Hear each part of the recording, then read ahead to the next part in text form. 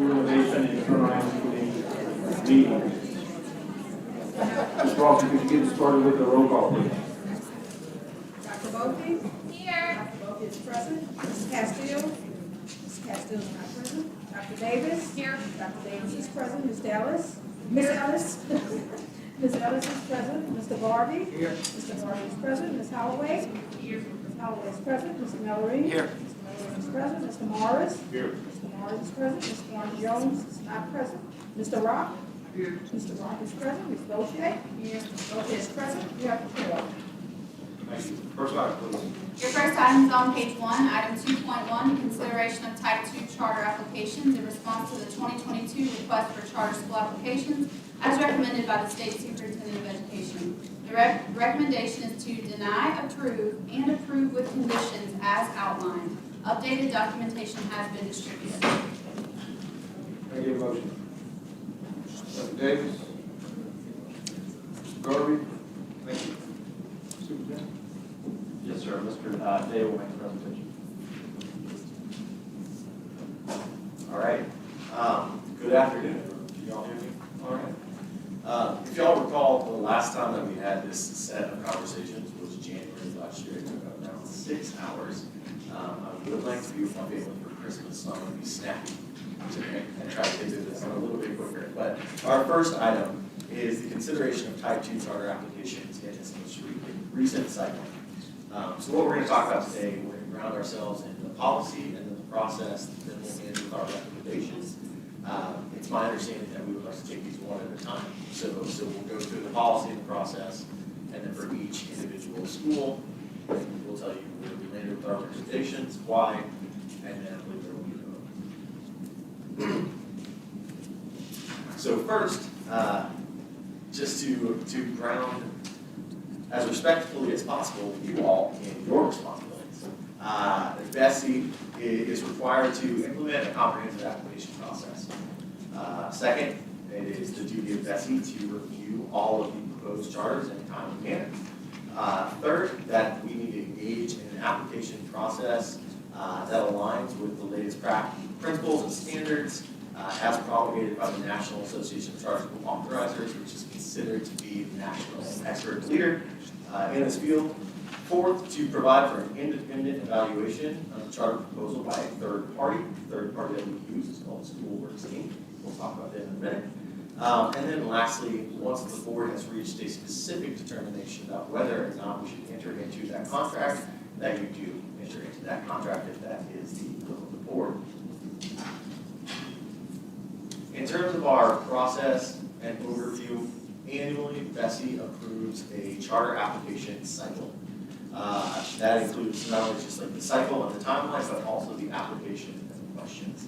This board approved the application and the timeline that has led to these applications being considered today, back in October of 2021. There are 3 different avenues for people to apply for a charter. One, you can be a new operator, meaning you've never operated in the state of Louisiana. Second, you're an experienced operator, so you have schools here and you're trying to expand. Or third, you could be a new or experienced operator, but you are trying to implement a virtual model. We have 3 specific applications because we need to ask different questions based on where you are and what you're trying to do. In the Common Charter application, again, Bulletin 126 tells us that we need to approve one of those at least once a year. We did that in October of 2021. The 2 things I would hone in on this slide is that the application questions must consist of questions from 5 areas. First, an executive summary of what they're trying to do, education program design and capacity, organizational plan and capacity, and then the financial plan and the capacity of the school to execute what they are proposing. Lastly, we run a couple of different processes. One, this happens at the local level, and then this also happens at the state level. Right now, we are considering applications by the state board, but schools have come to you after going through the local board. They're here on appeal. I just want to call out that the department creates one common charter application with a set number of questions, set number of standards. Local districts can decide to add to that application, but they cannot subtract from that application. can customize it, but there is a baseline set of information and a baseline number of questions that each applicant must answer in order to move through this process. Grounding us in the timeline, like I said, this board approved this year's application timeline back in October of 2021. The deadline for people to submit the application to the local school boards was January 28th, 2022. Local school boards had until April 15th to make a determination regarding whether or not they would authorize that school or deny that school. After receiving that decision, there was about a month between decision and the time when our window opened, where schools could appeal to the state to be a type 2, 4, or 5 applicant. They needed to submit the full application to us by July 8th. Then once we got to August 24th to 26th, we conducted capacity interviews. Capacity interviews are situations where we bring the future school leaders and the future board leaders in to do a number of things. We run through a number of real-world scenarios that come up every day in charter school management.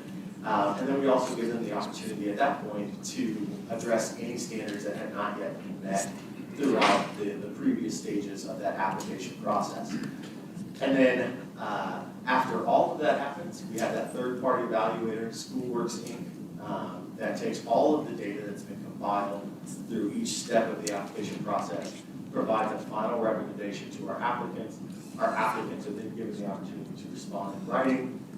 We take all that information and we compile that into the recommendations that we are bringing to you guys today on December 13th, 2022. As I mentioned before, if a school board or if an operator chooses to apply to the local district first and they are denied, they can then apply as a 2, 4, or 5 to the state. If there are districts across the state that are D or F districts, applicants are able to surpass the local system and apply directly to Bessie. All 3 of the schools that you guys will be considering today are coming to you on appeal. So they went through the local system and now they're coming to you on appeal. The review process, what goes into this, very, very quickly, our independent third-party evaluation, they review the application, they provide initial feedback. Applicants then have the opportunity to respond with a 10-page response this time, clarifying that was missed or maybe not understood by the reviewers. And then we return that feedback to them. Next step, we compile the list of standards that are still unmet by the time that we get to capacity interviews. We have designed, like I said, those real-world scenarios to test the ability of these leadership teams to respond to things that will come up every day in the world of charter management and organization. And then the time that's left over in those capacity interviews, these groups have the opportunity to respond to any unmet standards from previous rounds, and then that culminates in a final recommendation. On top of that, we have compiled a group of content experts across the LTE, folks from various backgrounds, looking at our special education, our literacy team, our curriculum team, a number of teams across this department to, again, review that application and to give us some more informal data about whether or not the plan that they have proposed is likely to result in student success. And then after that, our team goes back, we take that third-party evaluation, we look at what our internal team of experts has said, and then we also consider things like enrollment and community. Is there a need for this school? Does that population exist? What does the local enrollment context look like? Fiscal impact study is something that we've been asked to add, and we're happy to share that with you. But we also want to make sure that when we make these decisions, we're being cognizant of the impact that that could have on local systems. As I mentioned previously, our independent third-party evaluator is Schoolworks. They're an educational consulting company that works with schools, networks, districts, states, departments of education that offers a continuum of services. We have contracted with them for many, many years. They are the folks that know our application process, they know our landscape, and they're the ones that we have chosen to be our third-party evaluator. Of those review teams, there's a primary reviewer, someone tasked with going through the initial application, comparing that to the standards that the department has created, and then there's a specific financial reviewer to look at like the budget that they have submitted, look at their staffing models, a number of things to make sure that there's some consistency and that what schools are proposing actually is aligned to their financial situation. And then lastly, there's just a quality control reviewer that is going through that entire application to make sure that it's cohesive, that the recommendations make sense, and that what is actually provided to you in that final report is reflective of the entire product submitted by that applicant. We've talked a lot about what that third-party evaluator does, but throughout that whole process, applicants are engaged. They have a number of opportunities to respond. I don't want to say it's punitive or anything, but they have the opportunity to correct the record a number of times. First is there was a public presentation. It happened this August where a number of potential applicants came before you to tell you what their plan was and just kind of give you, it was like the handshake to give you an introduction to who they are, what they're trying to do. The second part was after that initial review of the charter application, School Works provided them feedback, and then applicants had the opportunity to respond in writing. Then that capacity interview that was already discussed, another chance to show that they can do what they need to do as a board and as a leadership team to handle the challenges produced every day at the charter or school level, but then also clarify any passing standards. And then finally, the School Works offered that final recommendation, and applicants then again had an opportunity to respond in writing to say not only whether they agreed or disagreed, but also to provide some clarification if they felt that School Works reached a conclusion in error. In this year's application process, there were 5 complete applications that we received. Again, you guys heard from a number of groups in August. Excuse me. Of those 5, 2 voluntarily withdrew their applications. So we're going to talk about 3 specific applicants today. All 3 of those applicants are for Type 2 charter schools. They're all coming to you on appeal after going through the local district. And then just as an additional step that we had added for each one of these schools where they are proposing to locate, we have also met with the local school systems. We've talked to the local superintendents, try to understand a little bit more about the reasons for denial, but also to get to the bottom of whether or not there was a real need in this community for these schools. That brings us to our actual recommendations. We're going to start with, well, we have 3 schools for your consideration. Elite Charter Academy. They're proposing to open a Type 2 school in Calcasieu Parish. Louisiana Key Academy in Caddo is proposing to open a Type 2 up in Caddo. And then Louisiana Rebirth Blended Learning Academy, Type 2, will be housed in EDR, but they are seeking to serve students statewide through a virtual model. We'll jump into each one of those individually with more information subsequently.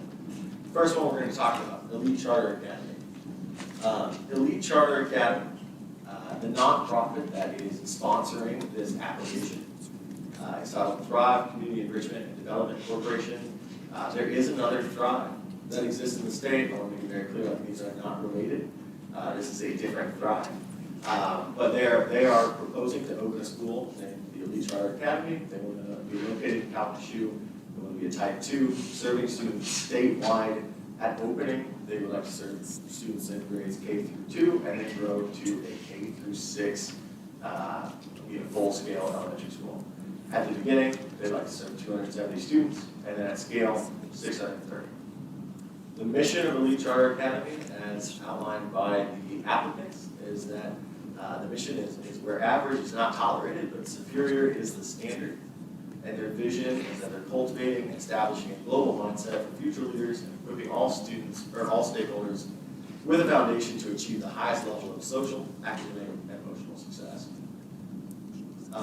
As you all recall from the last time that we had this discussion, the department has created a set of standards that correlate to the question in the charter school application.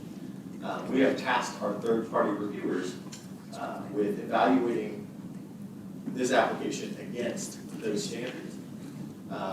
This school was off by 12 standards. The places where they missed standards are outlined in this table. So they missed one standard in the assessment section. They missed one in the student calendar and student schedule. Diverse learners, talking about how they're going to serve students with disabilities. English language learners, they were off by 6 standards. School culture, off by 1. And then when it comes to behavior management and specifically strategies to keep kids in school and to not necessarily rely on suspension, they missed three standards. SchoolWorks has called out these 5 areas. Again, one, what SchoolWorks determined is that this school struggled to demonstrate how they would use data to inform instruction.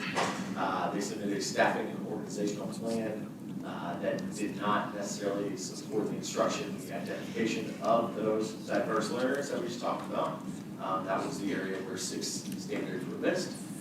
Having clear safeguards and protocols to ensure that students from historically marginalized groups or students that just, for whatever reason, are too often over-identified, this school and this application was not able to expound on the guardrails that they were put in place to make sure that doesn't happen. The 4th part was staff culture and ensuring that they have the things in place to lead to a high rate of retention. And then finally, the school's discipline policies, especially when we're looking at the interventions that they would put in place to ensure that kids can still stay in school, they can still receive instruction rather than having to resort to out-of-school suspension, did not meet the bar that our independent evaluators were looking for. The summary of that evaluation, so there were 190 standards that they could have met. They met 178 of them. They were off by 12. And because of that, SchoolWorks recommended that the department deny the application submitted by Thrive Youth Enrichment and Government Corporation. And the department's recommendation matches that of SchoolWorks that says that we should deny that type 2 charter application for a B charter academy. So I'll pause there and see what questions we got. Members?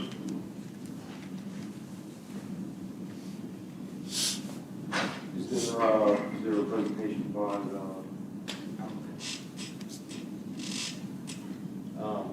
I believe that we have representatives here, but there's no formal presentation. So if you have questions, feel free. okay, I don't have any questions. So, roll call vote on the,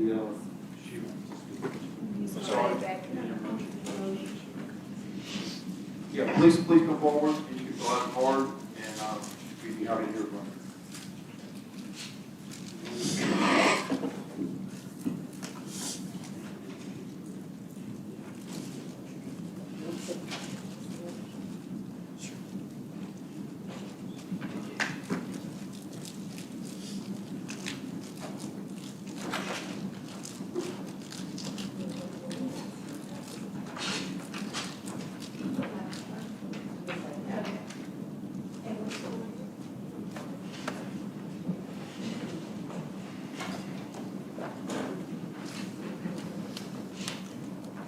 Please identify yourself and welcome to this.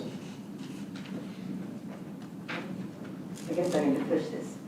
Thank you so much for having me. I am Dr. Kathy Banks from Lake Charles, Louisiana, and I'm from Calcasieu Parish, and I represent the Youth Charter Academy. I did hear everything that was said about the Youth Charter Academy, but there's so many things that you don't know concerning Calcasieu Parish, and some of you may know. Calcasieu Parish is having a hard time educating the economically disadvantaged children in our area. They're falling through the cracks. We need to have something that can help our kids in that area to be able to be successful in education. We have to give them hope. We have an education system that we believe that can help the children in that area. we have to deal with them on the level that they're on. The majority of our kids cannot read by the time they get to the 3rd grade. If they cannot read when they get to the 3rd grade, then they're pushed into the area, they're put into our SPED programs.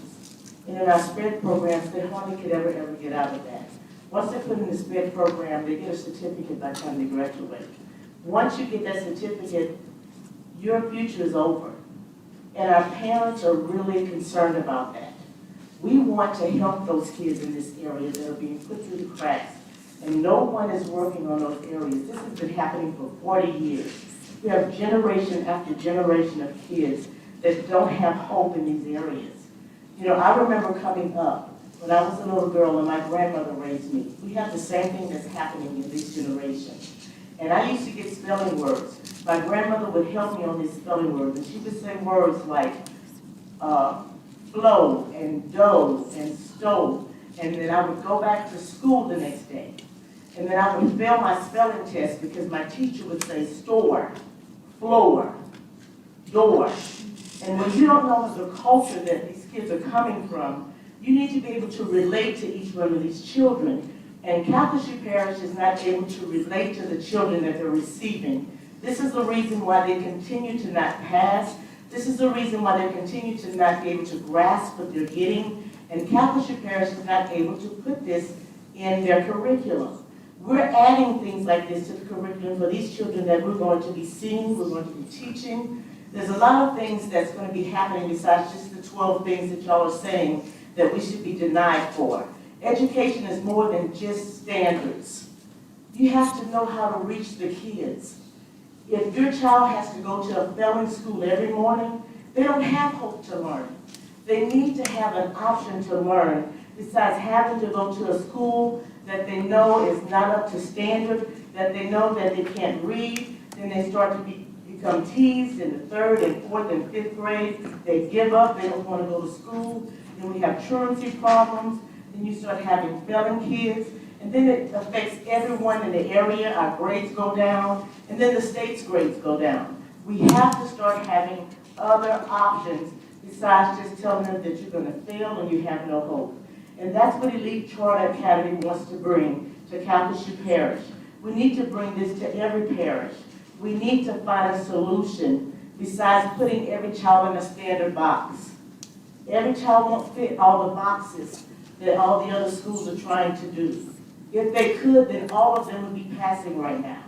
So we need to bring a change to these areas, and Calcasieu Parish needs to be the first area.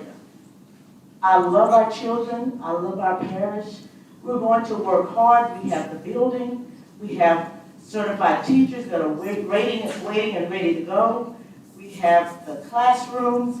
We have the SPED coordinators. We have everything we need, but we need an approval from you. You are the only ones between education and our children. And we're asking you, please give us an opportunity to show you what we can do. You can always come back and close the school, but give them a chance to try. Give them a chance at an education and give them a chance for hope. Thank you, ma'am. First, comments, questions? Hearing none, thank you. We do have a couple of public comment cards. I've got Northester Hall. That's me. Okay. Well, please. Okay.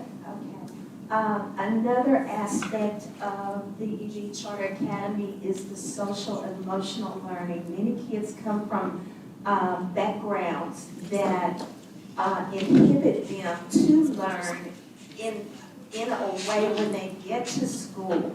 We want to take care of the social emotional part of that learning so that they will be able to be open to learn.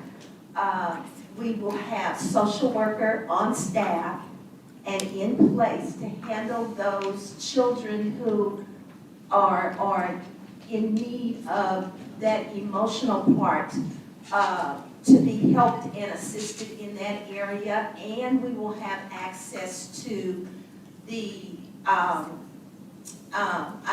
mental, the mental, I'm sorry, the mental health provider in extreme cases. The school model that we or will be providing for the children will be the gradual release of learning model. And basically, all that says is, I am my brother's keeper. We are our brother's keepers. And this particular model will begin with the teacher, but then it will be spread out to those students, so those students can become also responsible for one another and helping each other to learn. So we ask for your consideration in that area. Thank you. Dr. Banks, we're good? Yes, sir. I also want to say this again. You know, they had 12 things that they said that we never heard back from them. And we did get a special SPED coordinator to work with us, and she's now working with us to make sure that that is covered in our school. Those were 12 SPED questions that they just wanted more explanation on it, and said that the questions were not answered correctly.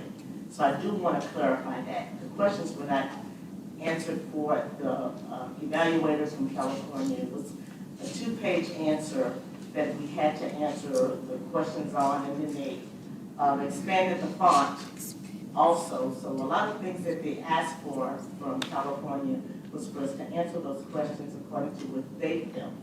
And so a lot of things we answered on our application was some things that were in the Louisiana Department of Education handbook, and we didn't agree on. So I do want to say that as well in the process of answering these questions. You know, we have a lot of great people on our board. They answer the questions to the clarity that they could for the people that were doing evaluations, and a lot of it was depending on how they looked at the answer and what they wanted. So we did what we needed to do. Like I said, we only had 12 that they wanted us to bring clarification on, and our children can't wait another year. Our children need your help now, and they need an option. If not now, when? And I'm asking you on behalf of the children of Calcasieu Parish and the parents to please give them an answer, give them an option, because we need your help. Thank you so much. Thank you. Just want to record Dr. Finney.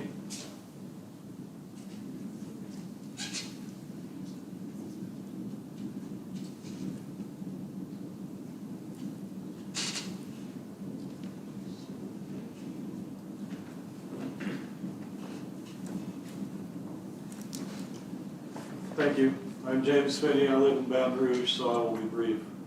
First, the motion I heard from Dr. Davis appeared to cover all 3 schools on this agenda item. I will assume that the motion has been friendly amended in a way that only refers to elite, so I'll restrict my comments to elite. If the Caddo Perry School Board didn't find this school to be necessary or appropriate, I don't think you should interject your judgment to override them. The people in Calcasieu Parish elected those folks. Presumably they are closer to having a pulse on what's going on in the community than any of you are. And so this is one of the rare recommendations where I support the department's recommendation. It is entirely appropriate to reject this application. I was disturbed by part of what was proposed in the comments a moment ago, and perhaps I'm misunderstanding the idea. If the goal is to take only poor kids of color and somehow set them aside because the main school system is not addressing their needs properly, that is a slippery slope not to start down. The goal should be to fix the system if there is a lack in Calcasieu Parish, so it works for everybody. Thank you for your time. Thank you, sir. Members, we have a department recommendation to deny the application. I need a motion. Dr. Davis, do I have a second? Mr. Garvey? Are there any opposed to the motion? Hearing none, motion passes. Next item, please. Sure. All right. Moving on to the next school for consideration, this would be Louisiana Key Academy in Caddo. Louisiana Key currently operates 2 schools, one here in Baton Rouge and then one on the North Shore. North Shore is in their first year of operation. This is a school that is specifically focused on serving students with dyslexia. With this particular application, they are looking to open in Caddo, serve students statewide. They will try to open in fall of 2023, starting with grades 1 through 4, growing to 1 through 8, starting with 160 students at the beginning and growing to a full scaled-out school with 510 students. The mission of Louisiana Key Academy. The mission is to serve the community at large, to evaluate and remediate children with dyslexia in an evidence-based curriculum that would stand as an excellent model and resource for other schools and communities. Their vision is to impart to the community a better understanding of what dyslexia is, the prevalence of dyslexia, and the importance of identifying children early to ensure better outcomes in an evidence-based curriculum. This school,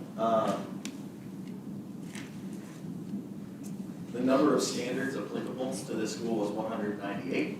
The number of standards that they met was 198. There was no standard that they failed to meet. That led SchoolWorks to recommend that they should be approved.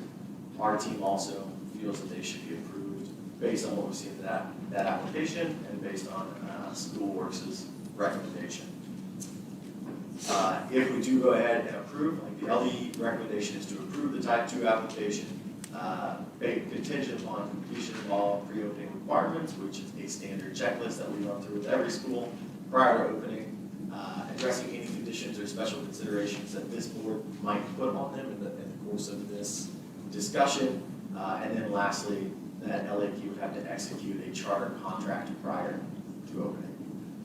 So again, our recommendation is to approve. Our recommendation is to agree with the third-party evaluator who said that we should approve. And now we're putting it to you. Thank you, sir. Members, comments, questions? Do we have any cards in opposition? No, sir. Not even from Caddo School Board? No, sir. Not that I'm aware of. I think that would be a significant point to take notice of. Okay. Yeah, we do have one comment from Dr. Finney. That's the only comment card that we have. Mr. Davis, do we have the presentation from the applicant? I know there's a recommendation from the department to approve. Is the applicant going to present anything? We have members of that team here, if you all would like to ask any questions.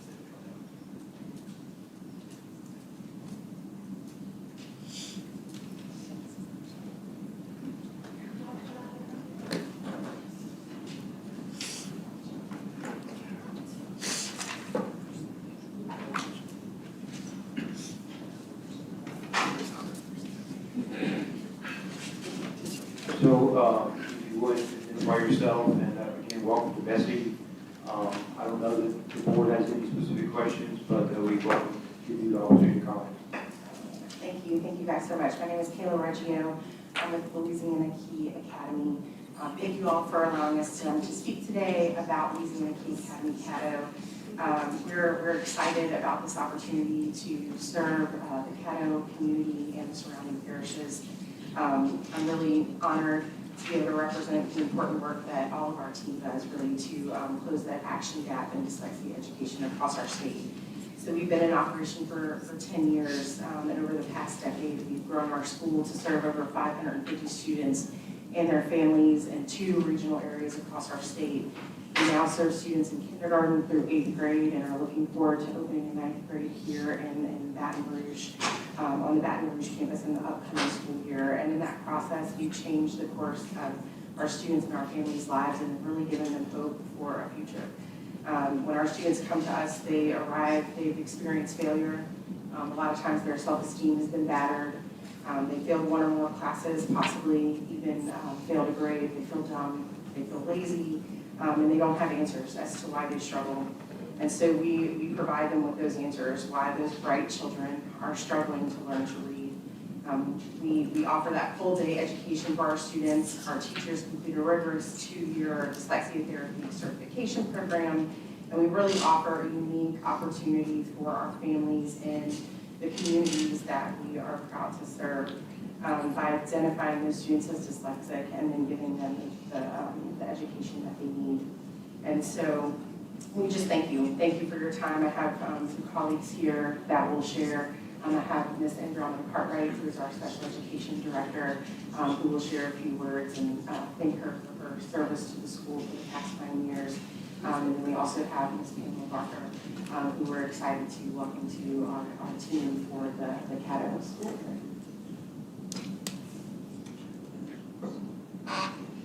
Hello, my name is Andromeda Cartwright. I'm the Special Education Director for Louisiana Key Academy.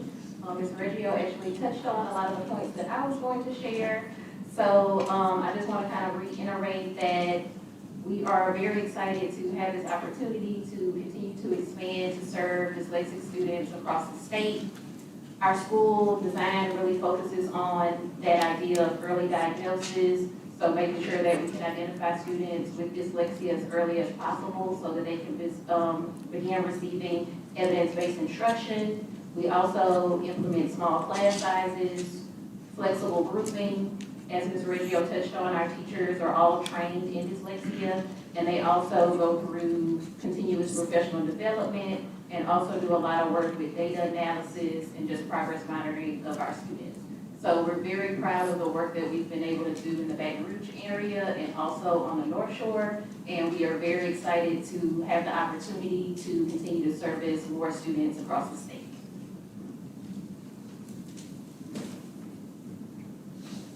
Good afternoon. My name is Pamela Barker. I'm a retired educator from Caddo Parish. My last tenure was as Director of Special Ed in Caddo Parish. And I just wanted to speak today to really just to attest to the specific need for the special school in Caddo. The learning model and the program that LPA has developed is going to be so beneficial to the special students in Caddo, specifically those with dyslexia, and even those that are not yet identified.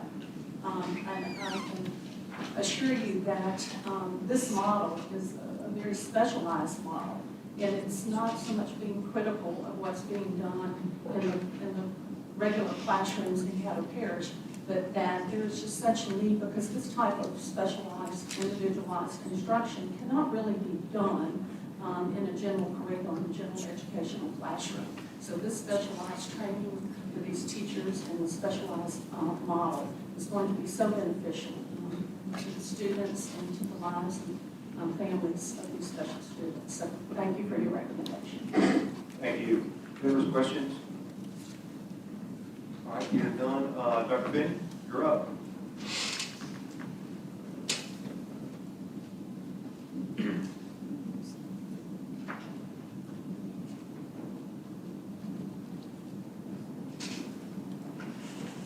Thank you.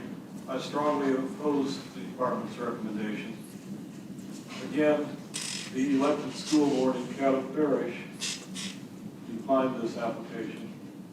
They presumably have good reasons, and they were recently answerable to the voters, so if they made the wrong judgment, the new school board member, if there was a turnover, will take care of that.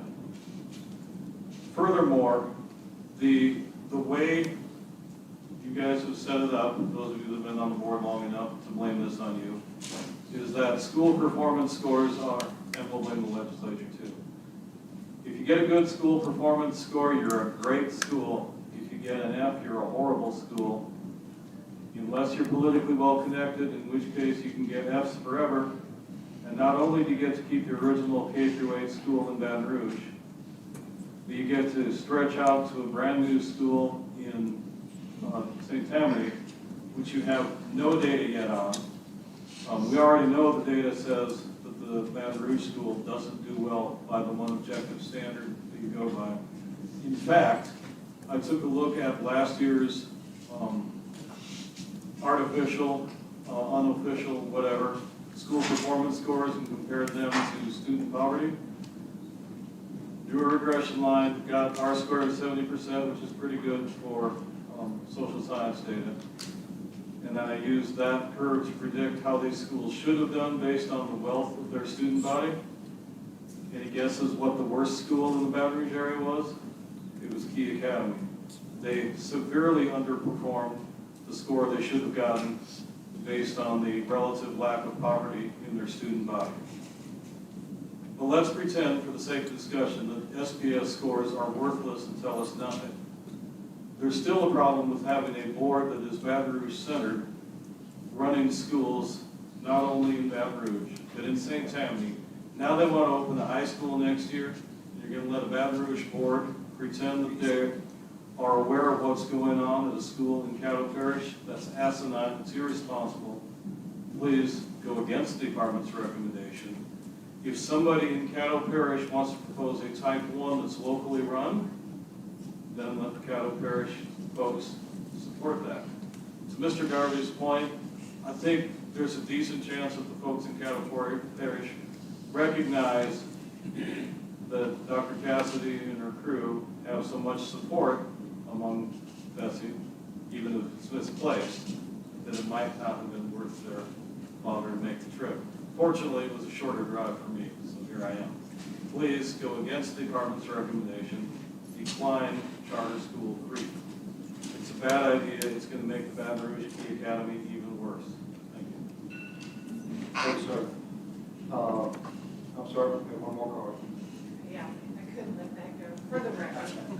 Hello, I'm Clark Cassidy. Nice to see you.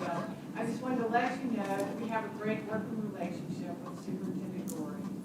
And in fact, we went in front of their school board, and at least I spoke there, and at least 50%, about 60% of those on the school board there have dyslexic relatives or children. And one of them asked us, "Can we just please take all Caddo Parish students and not take the other surrounding parishes?" So we are purchasing a building from the school board as well. And I'm not going to talk about all the other things that you brought up, but I will say that you can have lots of money or be impoverished, and dyslexia is the same. So I thank y'all for your support. And Thank you for your comments. Members, we have a recommendation from the department to approve. Can I get a motion, please? Mr. Bellerin, second. Mr. Garvey. Is there any opposed? Hearing none, motion passes. Mr. Day, you're up. Excellent, thank you. All right, the third and final school that we will be considering today is named Louisiana Rebirth Blended Learning Academy.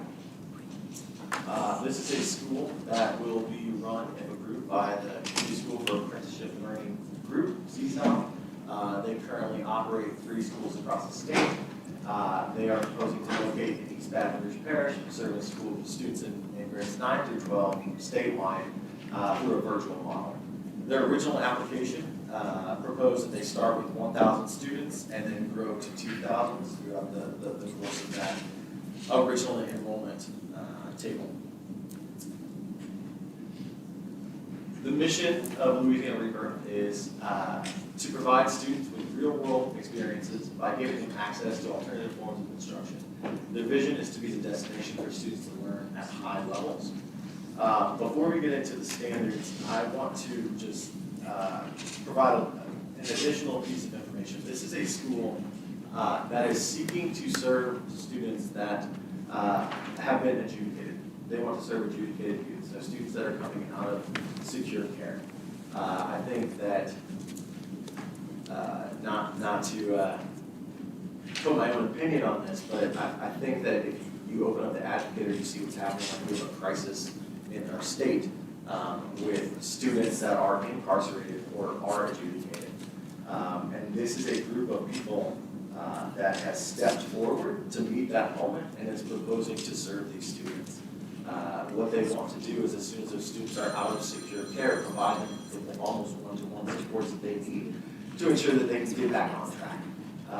These are otherwise students that I feel would fall between the cracks and are not being served by the current systems that we have. That said, the application that was submitted, they could have met 213 standards, they met 155. That is a significant number of standards to miss, or to be off. Schoolworks recommended that we deny this school. You'll see in subsequent slides that we are recommending the opposite.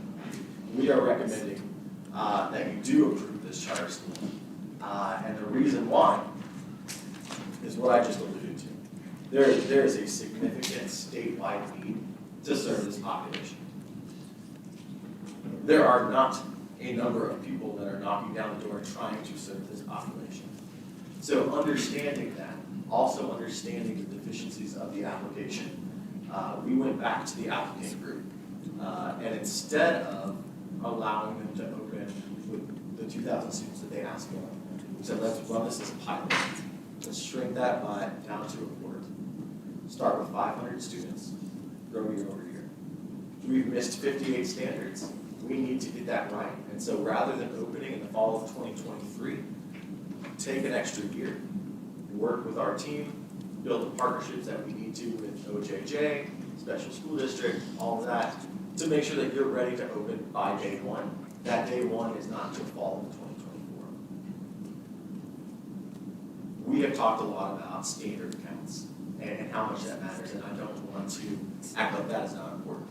But what I do want to say is we are saying yes to an idea, not necessarily to this application.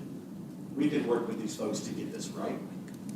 And I think that it's imperative that we have students that are not going to be served otherwise.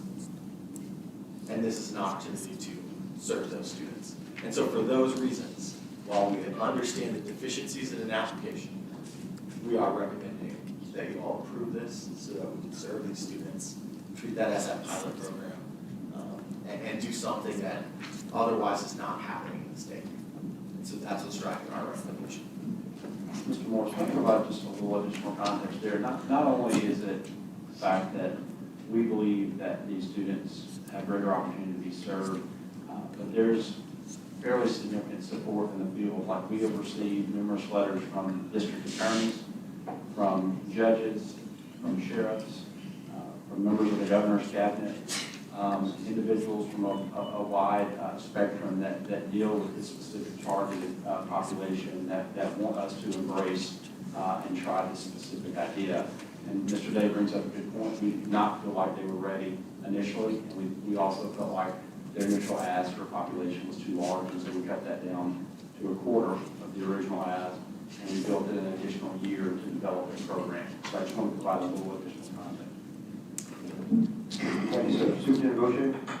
Yeah, I have a couple of questions. So this is to service kids who are incarcerated in juvenile detention centers and OJJ. I mean, who is the target population? Yes. And also, I believe we have members of the school here that could provide any answer if you have. But we are not trying to supplant OJJ. This school is trying to serve students that are leaving secure care. If that makes sense.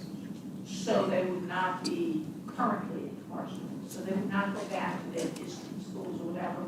Yes. This would be a virtual school in which they could enroll once they were released. Once they are released from secure care. Yes, ma'am. I know that a lot of juvenile detention centers struggle to educate those students who are in secure care. Are there any plans to address that population at all? With this specific application, no. No. We're looking to, or the school is looking to almost, I would say, be a safety net for those that are leaving that system to make sure that they can get back on track. So this would be something that would be recommended to families of students who are leaving secure care? In How the do sense, you advertise for this? right. Right, and to be fair, looking back at that standards count, when you have a number of standards about enrollment and recruitment, this is not a school that's going to be running a recruitment drive in the spring, right? This is going to be very much dependent upon when the students are entering, when they're exiting. So I think that's when it comes down to the partnerships that can be built between OJJ, between like local systems, the people that are reaching out to support us, our judges, our DAs, all those kind of things. Yes, they're coming down. It's going to look different. The enrollment and the recruitment will look very different. It will be needs-based. It will be driven by the student's experience of when they are released and when they're in the class. But let me turn it over to our friends from CSAL to provide more clarification. Good afternoon, Board. My name is Juwan Johnson. I'm the CEO of CSAL Charter Schools.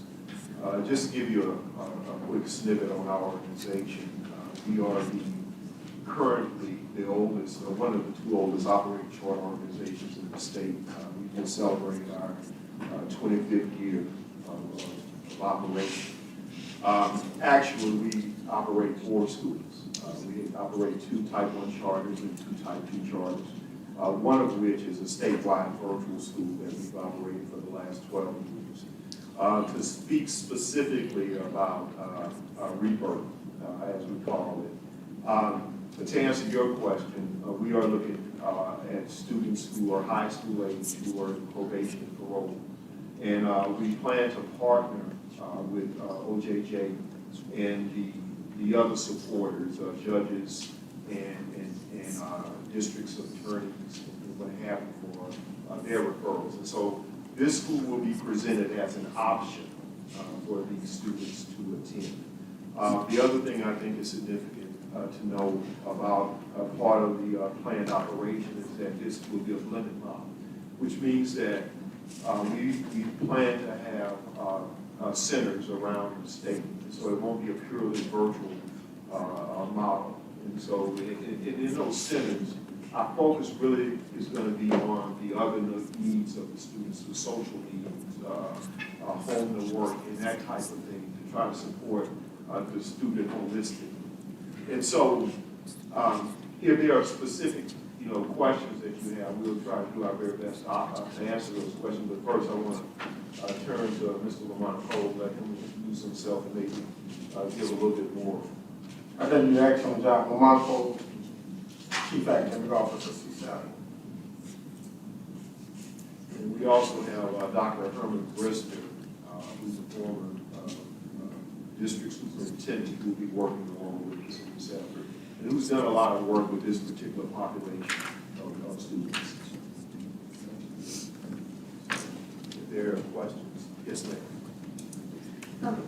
So I'm excited to see a charter school that is trying to serve a special group of students in an innovative way, which I think complies with the mission of charter schools and under the law. I guess my question is, and you answered part of it with the idea of having centers around the state, but I'm just, because the part that worries me was the online part of it and getting the students the supports that they need as they transition out of juvenile detention centers and back into our communities. And so I'm just curious about, are there examples of a school like this working in other states where there are ways for us to take some of their best practices to help you as you support these students?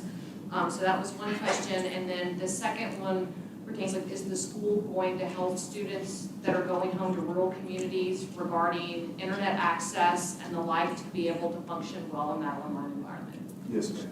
All right, so to the point of the other schools, or other models, yes, they are. As a matter of fact, when we were researching this, Mr. Cole and I had an opportunity to visit schools in other states. We visited a school in conjunction with the district in Tennessee, Nashville, Tennessee. There were also schools in Arkansas, in Mississippi, that have similar models. I'm not going to say any of them are wholly trying to do the exact things that we are, but there are similar schools in other states. And as far as internet access, as I mentioned, we currently operate a statewide virtual school.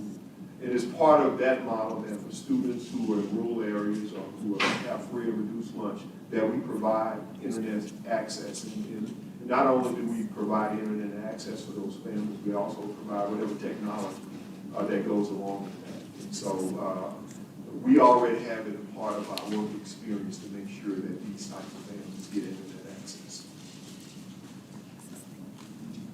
Any other questions? Dr. Bowden? Which statewide virtual school do you operate? Louisiana Virtual Charter Academy, LOC.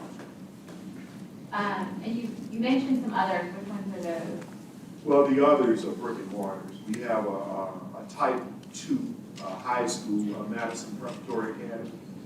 And we have 2 type 1 charter schools, CCL Elementary, who's in its second year of operation. And we have our oldest school, which is CCL Middle School, which is 25 years old. Is that one here in UVR? Yes. So when we look at the standards, right, if we have this conversation purely based on the standards, I have a whole lot of pause. I feel like you guys probably do as well. But when you talk about the population of students and the fact that there are not other opportunities for students in this situation, I'm very intrigued and honestly grateful that you guys are stepping up to try something.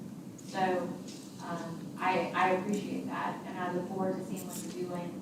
I think even just working with high school students on a daily basis, sometimes things happen in children's lives. To go back to a traditional school format is very difficult, right? So these children have some lived experiences that are incredibly different from other people in the building. And I think them being able to acclimate back in a traditional building is extremely difficult. So I appreciate you for stepping up and working to serve a population of students who, if they just have the right people and they have the right experiences, can turn their lives around. Members, other comments? Superintendent Gaucher? I'm intrigued by the idea, I just have a couple of questions. When you're working with the population and it's going to be primarily in an online format, and knowing the challenges of the students who will be availing themselves of this, how are you handling work-based experiences, career choices? Like, I'm assuming they're not all going to be maybe on the top university pathway or whatever.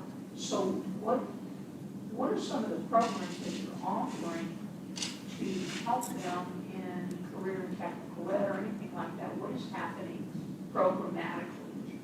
Well, I think one of the things we've learned in the other states is there's been a heavy emphasis on workforce development and training. And so what we plan to do during the intake process is to have some very candid conversations with the students to begin to think about choice and create programs that they can go in. Obviously, we know a lot of the young people who find themselves in these types of situations, that the obvious one would be welding, would be coding, would be looking at computer-based, would be looking at some of the other CT areas, carpentry and things of that nature. But more importantly, I think as the world changes, some of their interests is going to change, and we want to know what they're interested in so we can build a curriculum that is personalized and individualized for the students who fit into that area.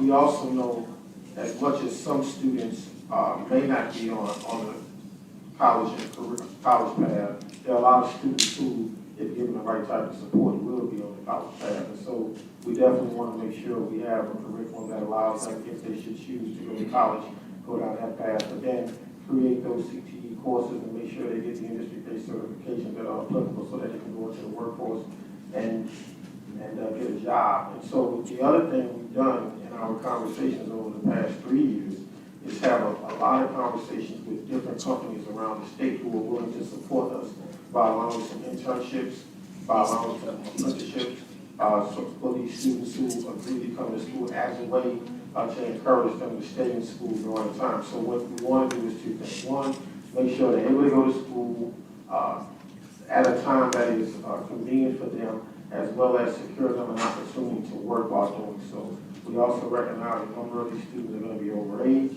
and we want to make sure they'll be age appropriate to work, maybe behind in their academics, but age appropriate to work. So we want to get them on a path to get their diploma as well as go to work. And so once we have a conversation with they and their families and identify what the interests are, we'll build a curriculum that supports their choice.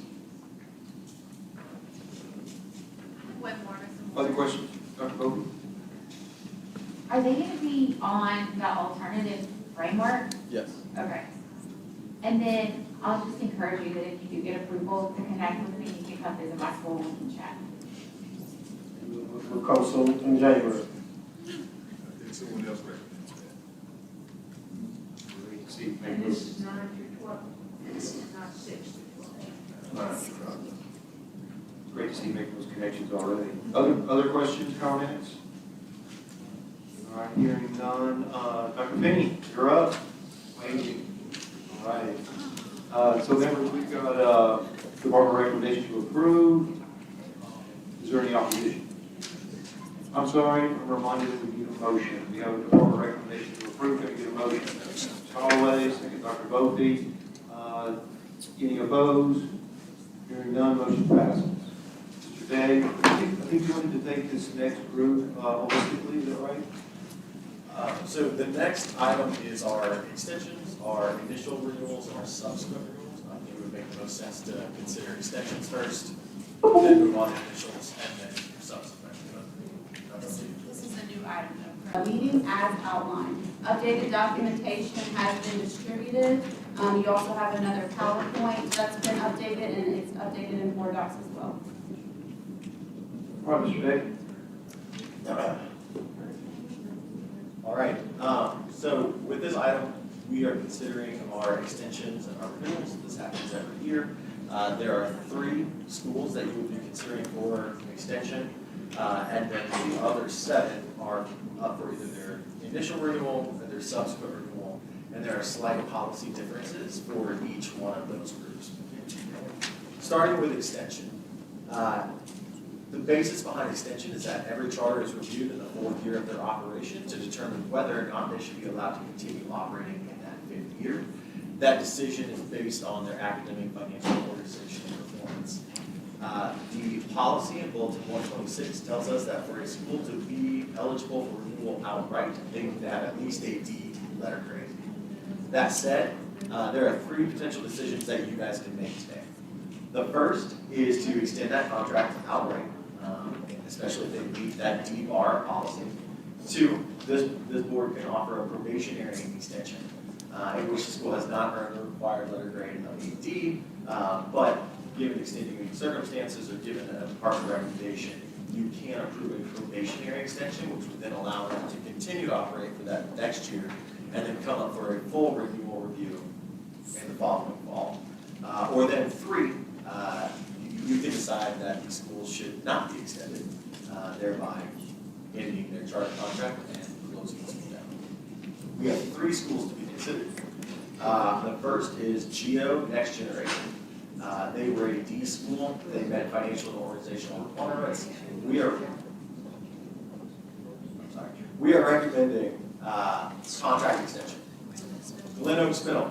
That is a grade 6 through 8 school, type 5 here in Baton Rouge. They're F. They did meet organizational and financial requirements. We are recommending that you probationally extend them. And then Red River Charter Academy, also an F. They do meet organizational and financial requirements, and we are recommending probationary extension. The reason why we are recommending the probationary extension is because we want to be cognizant of the context in which these schools started. To be up for extension this year, that means their first year in operation was 1920. These schools got 4 months under their belt, and then COVID hit, and they have been trying to bounce back since then. The decision that you are making today is not necessarily whether or not they should get a full renewal term, but should they be allowed to continue operating for 1 more year, and then you all put them on a full renewal review next year. And that's where I am. Members, any questions about the process before we bring groups out? No questions? Okay, we have some comment cards. I'm sorry, Mr. Castillo? I just wanted to be clear, so on Glen Oaks Middle and Red River Charter, they both launched in 2020, right before the pandemic? Yes, all three of these schools launched in 1920. So this is a which year? This is year number what? Four. Yes, ma'am. Mr. Rob? Elaborate a little bit more on that probationary extension. Elaborate on that a little more. Sure. Policy outlines a probationary extension as when the school has not earned the required letter grade of D in the most recent year of their contract, or has significant intentional, or the school has had one or more outstanding issues or deficiencies, Bessie may, at the LDE recommendation, grant the school a one-year probationary extension. That may include conditions. At this point, the conditions that we would be putting on the school is that they show enough improvement to actually be renewed next year when you guys consider that. Sorry? Or closed. I mean, that will be a decision that you can make a year from now. We really are trying to recognize the context in which these schools started.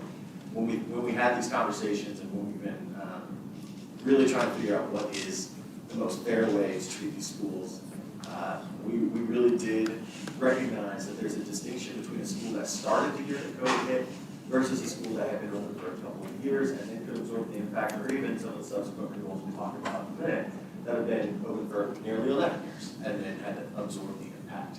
We are trying to recognize the fact that they started the year that COVID hit, and then we are recommending that we give them one more year to prove what they're able to do, taking into account what they've had to face in the 4 years that they've been open. Other questions, Dr. Davis? So these are recovery school district schools, which means if they had a new operator starting 3 years ago, that means they had a charter operator before that who also failed to get a renewal, correct? So Geo Next Generation and Red River are type 2 schools, so not part of the recovery school district, but Glen Oaks is. All right, and how many operators has Glen Oaks had since it's been in the recovery school district? At least 2. At least 2. Okay. I look forward to next year seeing their performance compared to other schools in the East Baton Rouge Parish Public School System. And if they are still inept and we have to not give them an extension, I'd like to have a conversation about whether or not that school should go back to its school district. Other comments? Thank you. We have a few comment cards. We've got Dr. Ron Blues, Dr. Lobella Riggs, and Mr. Gary McGoffin. Could you come down, please? I think that they might be interested in speaking to the initial renewals for Lafayette Renaissance Academy. Okay. Thank you. Dr. Finney, you gonna wait till the end, or you gonna jump in now? Both? Okay. You got 3 minutes. With respect to these extensions, you may be stuck giving Next Generation one more year because they got a D, but they are contributing absolutely nothing to the richness of educational opportunities for Baton Rouge students. And they are contributing greatly to the economy of Indiana at the expense of Baton Rouge taxpayers. So go ahead and give them an extension and then shut them down next year. Glen Oaks Middle, I support the recommendation that you allow that school to open under its current operators for one and only one more year. And then, as Dr. Davis suggested, that along with all other recovery school districts should go back under local control, possibly as a type 1 or type 3. Red River Charter Academy, on the other hand, you never should have approved. They've been a failure. Shut them down now. Thank you, sir. Members, we've got a recommendation to approve the group. Can I get a motion to approve the group on the department recommendation?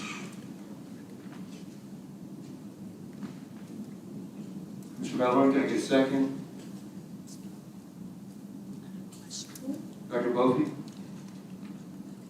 Good question. I have a question. Okay, Ms. Holloway, please. Just, I'm sorry. She wants to know who's second. Dr. Bovee seconded. How do we know who the operator is? Help me with Red River, I'm trying to follow it. And Geo or Glen Oaks. I know Glen Oaks is Brightscape. Yes, so Glen Oaks is in the Recovery School District, but they are operated by redesigned schools. I'm sorry. Yes, Glen Oaks is in the Recovery School District, but the Recovery School District does not operate that school. Redesign is the nonprofit that is working with them. For GEO, the same thing, the same group that runs the other type 2s, the other GEO schools, their GEO Academy is EBR, and then Red River, I believe that their nonprofit name is also just Red River Charter Academy. So it's a nonprofit board that oversees it. Any other questions? We've got a second. Is there any opposition to the motion? Hearing none, motion passes. Mr. Day? All right, so those were the extensions. The next group that we're going to talk about are schools that are up for their first group. So they were extended last year, now they're in their 5th year, and it is time for you all to decide whether or not they should get a subsequent term. Bulletin 126 tells us that each school shall be reviewed based on their academic, their financial, their organizational performance. In that 5th year, the renewal expectations are outlined in the Charter School Performance Compact, but simply it boils down to the letter grade. To be renewed, a school needs to be a D or higher. And then based on their academic or their organizational and their financial performance, they're eligible for additional years. The chart on that you can see right now kind of outlines those additional years. Everything starts with the base of the letter grade. So if you are an A school, the minimum term length that you're eligible for in terms of renewal is 6 years. If you've met all financial and organizational performance indicators, then you're eligible for up to 4 additional years. So if you're an A school and you've met all organizational and financial expectations, you could get a renewal for up to 10 years. If you're a B school who's met all of those same expectations, you can have up to a 7-year renewal. If you're a B school that got that letter grade of a B but did not meet expectations in terms of financial and organizational performance, the most you're eligible for is that base term of 5 years. If you are a C school, it says minimum, but it's also minimum and maximum term length that you can receive is 4 years. No additional years can be added for financial and organizational performance. And if you are a D or an F, you can be renewed for 3 years, but you are not eligible for any additional years based on financial and organizational performance. Talking about what those organizational and financial requirements might look like. Organizational, really, they focus on the data related to the enrollment of students who are economically disadvantaged, students with disabilities, as well as enrollment stability. By enrollment stability, we're talking about re-enrollment rates. We also look at schools' discipline rates and whether or not that's in line with the national average, as well as special education indicators, mainly focusing on IEP compliance, like timeline compliance. In terms of financial, we look at 3 things. This is really the way that we kind of treat a school as a business. Are you a functioning business? The indicators that we use to make that determination, 1 is the annual audit that needs to be completed every year by a third-party auditor. 2, a financial risk assessment. That is a tool developed by the department that, again, allows us to understand better the financial behavior of that school. And then 3rd, that part, appropriate use of funds in accordance with law and policy. If a school is misappropriating funds or misusing them, they would receive a notice of concern or a notice of breach from our office. And that is the indicator that we would use. So we would look at the school and say, have they received any notices of concern or notices of breach related to finances over this last charter term? There are a couple different categories in which you can fall. You can meet all expectations, you can meet most, or you can not meet at all. The 2 schools that we are considering for their initial renewal, Athlos Academy of Jefferson Parish and New Harmony High Institute. Athlos Academy is a K-8 in Jefferson Parish. This is their initial renewal. They were considered last year for their extension. The board chose to extend them for the year. They needed to meet a D letter grade. They have done that. They also met financial and organizational requirements, but based on the slide we saw 2 slides ago, even though they did meet those financial and organizational requirements, because they are a D, they're not eligible for additional years. So our recommendation is that we follow policy and we renew them for 3 years. New Harmony High Institute, exactly the same thing. They reached a D. They've met the bar that's been outlined in Bulletin 126 for renewal. They also met financial and organizational requirements, but because they're a D, they are not eligible for additional years. Therefore, the department's recommendation is to renew them for that base term of 3 years. Thank you, sir. We don't have any comment cards on this one other than Dr. Kenny. Members, questions? Dr. Davis? Okay, so I just want to make sure as we're moving through this, so it's Lafayette Renaissance is in the group that we're considering now? Or that's the next one? The next one. Dr. Kenny, you're up. Thank you. The folks that would like to expand charter schools, we call these schools failing schools. It's been my perception that once you authorize a charter, it's almost impossible to kill it. D is a very low bar. I would encourage you with the legislature to fix this so if these schools are not actually benefiting the public, they don't be allowed to keep going and going and going and draining tax money away from local control, democratic local control. So I understand you're going to renew these for 3 years by acclamation. But at some point, we need to come to the realization that charter schools have been way overused, and it's time to reverse the trend. Thank you, sir. Dr. Davis? On the comparison charts for Altos Academy, the schools that we're comparing it to, are those schools with similar socioeconomic demographics to Altos? Because it's substantially lower than. Yeah, we looked at schools that were similar in terms of demographic, but then also the schools that students would otherwise attend under the enrollment map and directions of Jefferson Parish. Okay, thank you. Other questions? All right. Hearing none, members, we've got a department recommendation to, sorry, Dr. Davis. Okay, well, I'm trying to get a motion. First, we've got a recommendation from the department to approve. Can I get a motion? Mr. Mellerin, a second.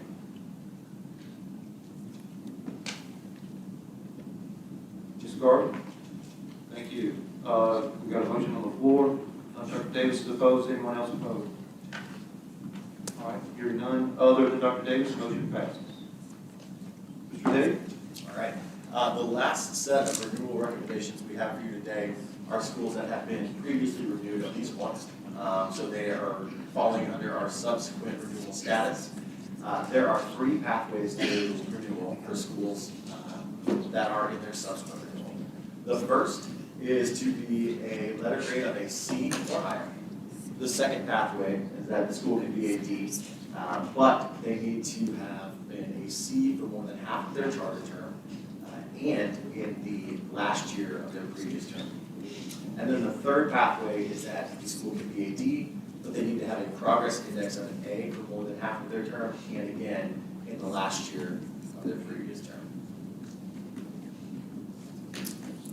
Linear Charter School is up for their second renewal. They are a D. However, they have met the renewal requirements under the progress index pathway that we just talked about. They had progress indices of an A for more than half the term and in the year, and in the final year of their preceding term. They've met financial and organizational requirements. Given the fact that they are a D, we are recommending renewal, but we are recommending they are renewed for the base term of 3 years. Delhi Charter School. This is in Richland Parish. This is they're up for their 4th renewal. They are a C under the policy we just discussed. They meet the requirements. They've met the financial and the organizational requirements, but we are recommending that they are renewed for a term of 4 years. Lafayette Renaissance Charter Academy, 2nd renewal. Again, they are a C. they meet the renewal bar outright as outlined in Bulletin 126. So we are recommending that they are renewed for 4 years. And then lastly, Lycée Français, that's all I'm going to say because I cannot say the name of the school, is up for their second renewal. They are a B. They have cleared the renewal bar outlined in Bulletin 126. They met most expectations in terms of organizational and financial. And so that is why we are recommending that they get a renewal term of 5 years plus that one additional year for a total renewal term of 6 years. Thank you, sir. Members, any questions on the process for this one? No questions. We have 3 comment cards wishing to speak. Dr. Lonnie Luce, Dr. Lavella Riggs, and Mr. Gary McGoffin. Dr. Luce waves. Mr. McGoffin is headed this way. Unless there's questions, I'll wait. Okay. He's waving. And Dr. Lavella Riggs. She's waving as well. All right. No questions. And Dr. Finney. Dr. Finney's waving. I'm sorry, Dr. Davis. I have a question, just, first let me just say, I love the graphs that you include in these reports that allow us to look at how the charter school is doing compared to the other schools that kids would go to. It's one of my favorite things. I do have a question about the Lafayette Renaissance Charter Academy.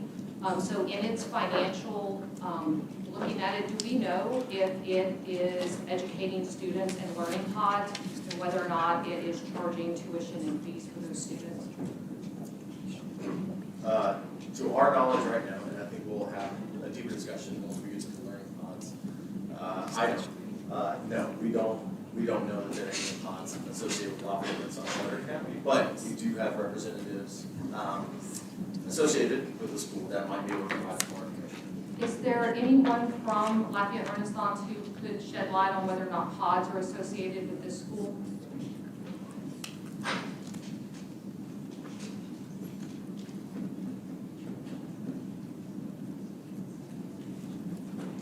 Gary McGoffin, I represent Lafayette Charter Foundation. Answer to your 2 questions, there's no fees charged for any student at Lafayette Renaissance Charter Academy. With regard to learning pods, there are a limited number in the upper grades of high school because to fill out the 4 grades to be able to compete in LHSAA, you have to have all 4 grades occupied, and so they fill that out. The high school is being opened, a brand new high school, which is all approved by material amendment. It is being opened in January, and it will be populated almost entirely by local students.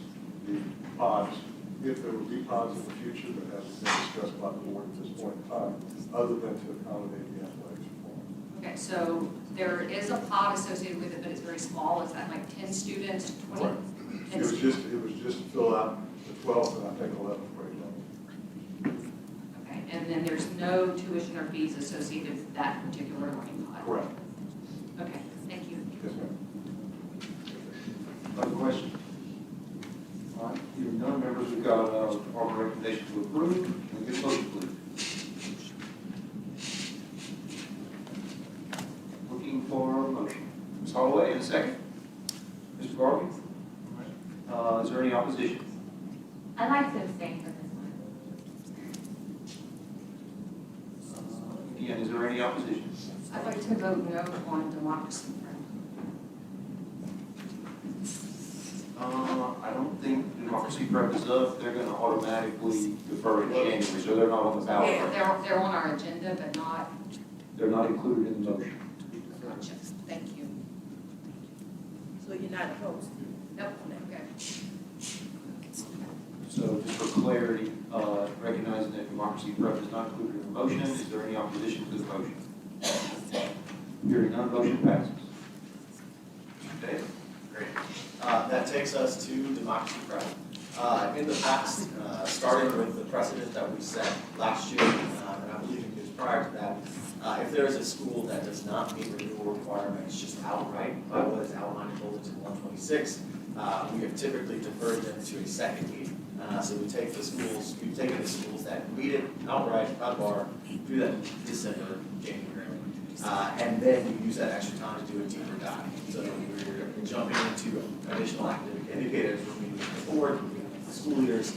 And we are also giving the school an opportunity to respond to what the recommendation would be if we made the recommendation as outlined in policy.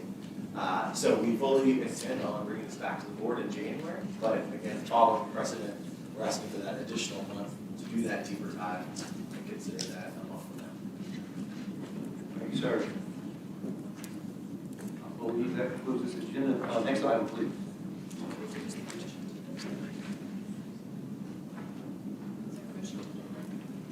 Are they gonna do a motion or just for information? To defer. You need a motion to defer this item. Okay, so I'm going to advise members that we need a motion to defer this item. Ms. Holloway, second, Dr. Davis. Anyone opposed? Mr. Benny, please. Thank you, I'll be brief. At least 3 times in the last 2 months, the board in charge of Democracy Prep has, in my view, as a non-attorney, broken open meetings law by inappropriately holding executive sessions with topics that didn't comport to the law and notices that were insufficient. So I would look in the next month very closely at whether the board is fit to operate a charter school. Thank you. Thank you, sir. Members hearing no opposition, motion passes. Next item, please. Yeah. Yeah, let's move to the next agenda item, but I believe Dr. Davis wanted to adjust the agenda a little bit. Dr. Davis, do you want to speak to that? The next agenda item is 2.3, correct? Yes. So I want to give you an opportunity to go ahead and set the slate. I would like to make a motion to change the order of 3.1 and 4.1 to consider 4.1 prior to the consideration of 3.1, which is the learning pod policy. Can we get a second for Dr. Davis' motion? To negotiate? Thank you. Any opposition to the motion? Hearing none, motion passes. Next item, please.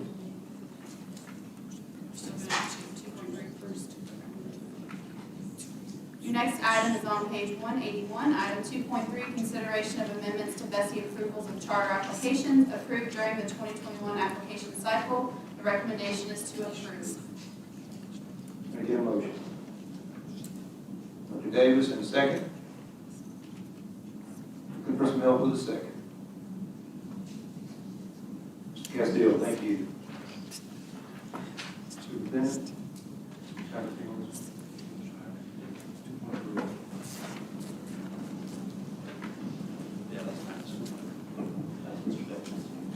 Yes, so there is no presentation with this. The item you're going to be considering right now should look and feel very much like a regular material amendment. What we're asking you to do is consider these 2 schools that we'll talk about in a second as if this was a material amendment. The reason why this is called an approval of,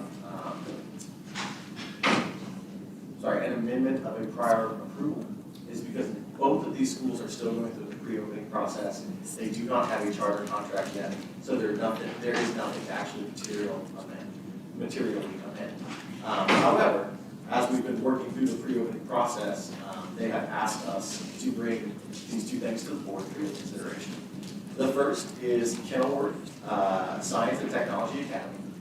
In the January of 2021 Bessie meeting, this board approved them to open a Type 2 charter school, originally with the grade configuration of K1 and 4 through 8 in year 1. As they have been working towards opening, they have seen significant interest from families in grades 2 and 3. And additionally, most of those families are siblings of students that would be in K1 or would be in 4 through 8. It is the family's desire that they send all of their students to the same school. We think that is completely reasonable. This school is not asking to grow in size, they're just asking to change that initial opening grade configuration. And so for those reasons, we are recommending approval of this change to the original approval. Okay, so we've got 2 separate recommendations. The first one is for Kenilworth. We'll take them one at a time. Is that okay with you? We don't have any public comments on this one other than Dr. Finney. Dr. Finney, if you would. Thank you. They knew what they were asking for when they asked for it. And I think it was a mistake for you to approve the application in the first place. One other important change I would think that's not on the table is that Kenilworth is a neighborhood in Baton Rouge.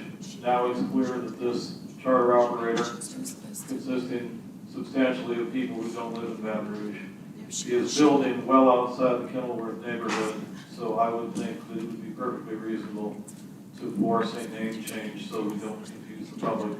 Because the local school system owns a building in the Kenilworth neighborhood that will presumably use the name Kenilworth, and I don't think we need two Kenilworths. And I think it should stay with the school in the neighborhood that it belongs with. So anyway, my preference would be you withdraw your approval, because we don't need this school, it shouldn't have been approved. Other than that, bad planning doesn't necessarily mean you get to let them change their mind. Thank you. Thank you, sir. Members, we have a motion with a second to approve. Is there any opposition to the motion? Hearing none, motion passes. Okay. All right, the second recommendation of this item is related to Vermilion Charter Academy. Again, another school that was approved by this board last January. Bulletin 126 says that new schools need to open within 24 months. However, if the department and the school agree to extend that timeline, we can extend that timeline. In order to allow the school time to find facilities, they have requested an additional year as part of this pre-opening process. Again, we understand why they're asking for this. We find it completely reasonable, and we recommend that you approve this. Members, questions? Hearing none, I'm on the comment cards, those about the name.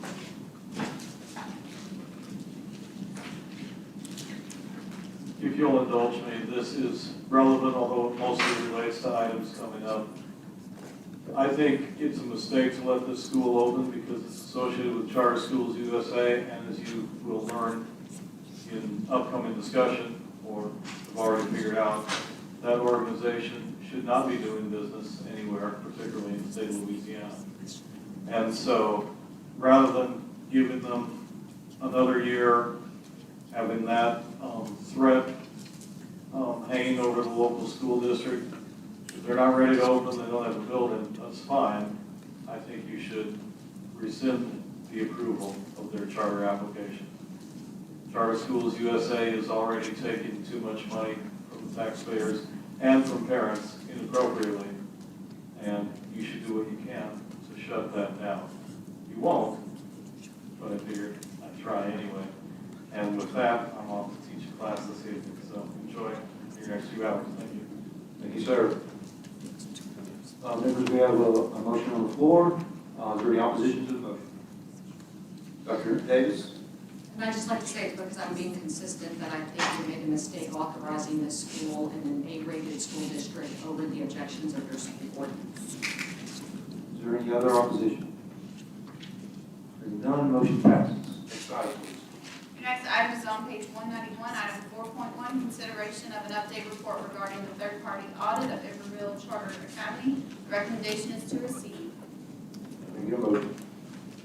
Dr. Davis, second. Dr. Bovee. Chief Tibbs?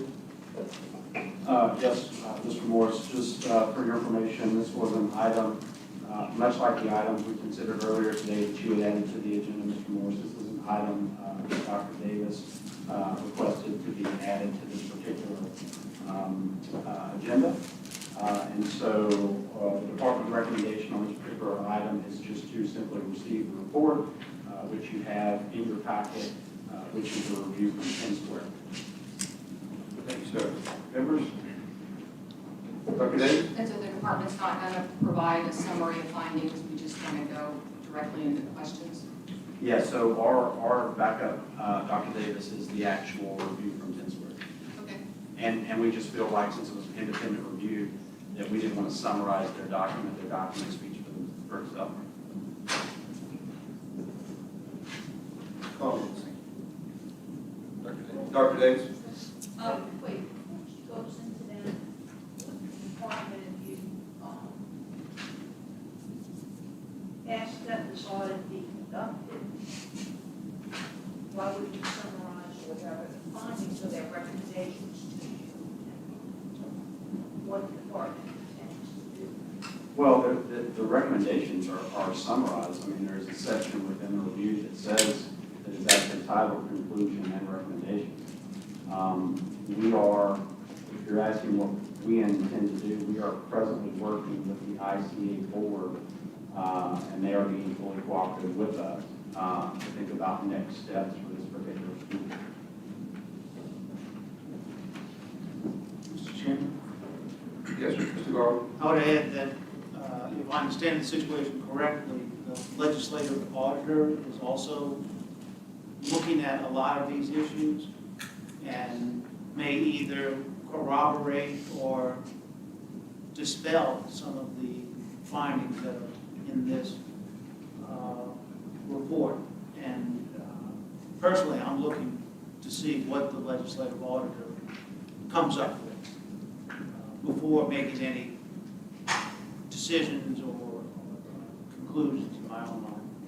Mr. Garvey, I can confirm that the legislative auditor has indeed engaged us as an agency, and we have had a preliminary meeting with them. Just one preliminary meeting with the legislative auditor over this particular school. And I know you can't estimate with real precision, but when do you think the auditor would be finished with his report? If you had to guess, knowing that it's just a guess. Just looking at history of the legislative officer, I would suggest 3 to 5 months. Okay, thank you. Other comments, Dr. Davis? Yeah, I have several that I would like to say that, I hope that my fellow board members took the opportunity to read this audit. As I read it, I was reminded of being a college football fan and having the NCAA investigating you and hoping that they did not come back with the dreaded conclusion that the university lacked institutional control over the athletic department.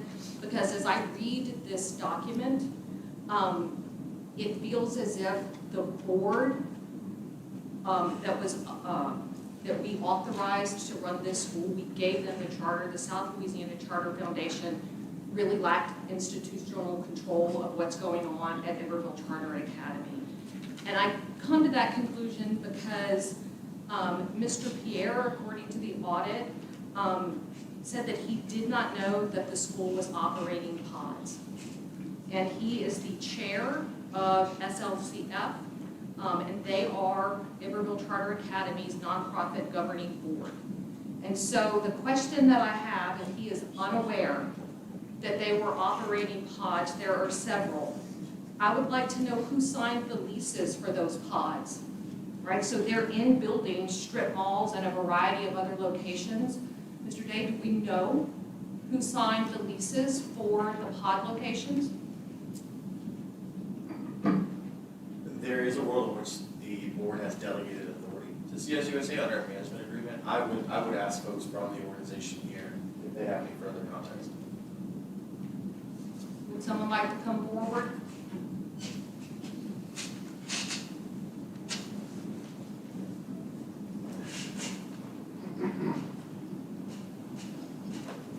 I'd like to address the first question that you asked. Yeah, if you would please identify yourself for the record. Gary McGoffin, I represent the Iberville Charter Academy. I'd like to reference to or address your quote or your reference to Mr. Pierre. Mr. Pierre met with the department and representatives of the school and Charter Schools USA 2 weeks ago, something like that. And that issue was brought up in that discussion. Mr. Pierre said that the newspaper article which he was quoted was an error because what he told them he was unaware of was any criminal activity or any inappropriate activity, not that he was unaware of any pods. So that was a misquote, and it's an example of the deficiencies of the audit that was done and the misinformation that was included in that audit. With regard to the leases for the various pods, that is handled through the South Louisiana Charter Foundation, which is the charter organization and charter holder. And so it would lease with those entities. I don't have those documents with me, and I cannot tell you on what date or by whom they were signed. It would be in the normal course of the corporate activity. So it's your assertion that the quote, or that the conclusion by the auditor that Mr. Pierre was unaware that the pods existed, and so his response to her question surrounding the pods, or the extra students on the roll, were his online students, not pods located at a physical location. So I'm not talking about the newspaper quote, I'm talking about the audit's finding, which indicate that he said that he did not know that students were being served at physical locations, that those students were only online. You're saying he never indicated that to the auditor? I cannot speak to that particular point because Mr. Pierre did not discuss that with us in that meeting. I can only speak to the overall lack of quality of the report and the lack of diligence by the auditor. Okay, so I guess my next... Trusting that, no, I would not rely upon anything he said. Okay. Well, the other question that I would have if Mr. Pierre were here to answer questions would be, if he did not know that there were physical locations of pods, I would love to know why the budget is so opaque that you can't identify lease payments for pod locations in your budget. The other question that I have, if this is indeed the case that Mr. Pierre was unaware that there were pods in physical locations, pertains to the charter school assurance checklist that he has to sign. It has to be signed by the board chair, and it deals with important issues such as facility accessibility for students with disabilities, sanitation requirements, fire safety and prevention. And so if this charter school assurances checklist that has to be signed by Mr. Pierre is being signed, but he does not even know that he has additional physical locations where schools or students are being educated, makes that entire document that is supposed to be ensuring student safety useless. Positive, some hypothetical questions. Right. Mr. Pierre is not here to answer them for Well, you. sure, but when I look at your budget documents for your charter school going back to 2019, 2020, and you look at your budget documents, you have 200 some odd students in your budget document that you say are enrolled in Iberville Charter Academy. Your pod students, which were in Iberville Charter Academy during those budget years, are not identified in your budget document. In fact, they're only identified as revenue.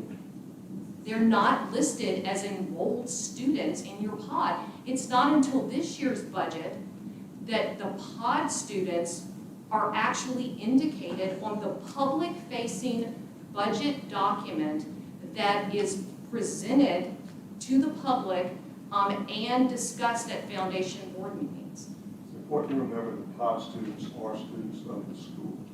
Then why aren't they listed as Iberville Charter Academy enrolled students in your budget document? Over the evolution of the implementation of pods, it's been a learning curve for everyone as to what questions there are and what needs to be done.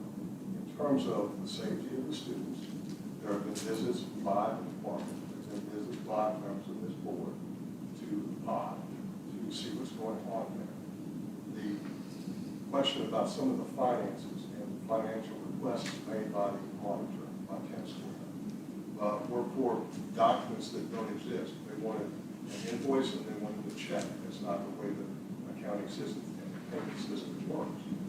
That for some reason couldn't be conveyed to them that was not satisfactory to them. You don't have receipts for lease payments? You have contractual documents, you have ledgers, you have computer records of those things, but in terms of a paper form, that doesn't necessarily exist in the way the accounting was done. And so you turned over your financial documents then, since you could not provide the others? They received repeated documents. Mr. Rob Logan, who was here, worked with them as closely as he could, following up on the, I think, 3 audits that were done last year, 2021, by the department. The NFP audit that was done last year, which were clean. So it's difficult to understand what the purpose and point was of the 10 Square audit. We have a difficult time with that. I think it's because in your budget documents, you say that you have 200 and something students enrolled at Iberville Charter Academy, but yet for the MFP, you were getting money for 500 and something students. And so I think that that was the initial red flag that made us ask, because the pod policy had not been passed at that point. So you had double the number of students, right, in some of these years that were being charged to the state and the MFP, but when Iberville Charter Academy was discussing these issues with its governing board, those students were not included in your enrollment count. I disagree with that. Well, go back and look at your own budgets, because they're up on your website. I guess my next question relates to what the enrollment process looks like for participating in the pods. I cannot speak to that, I'm not personally.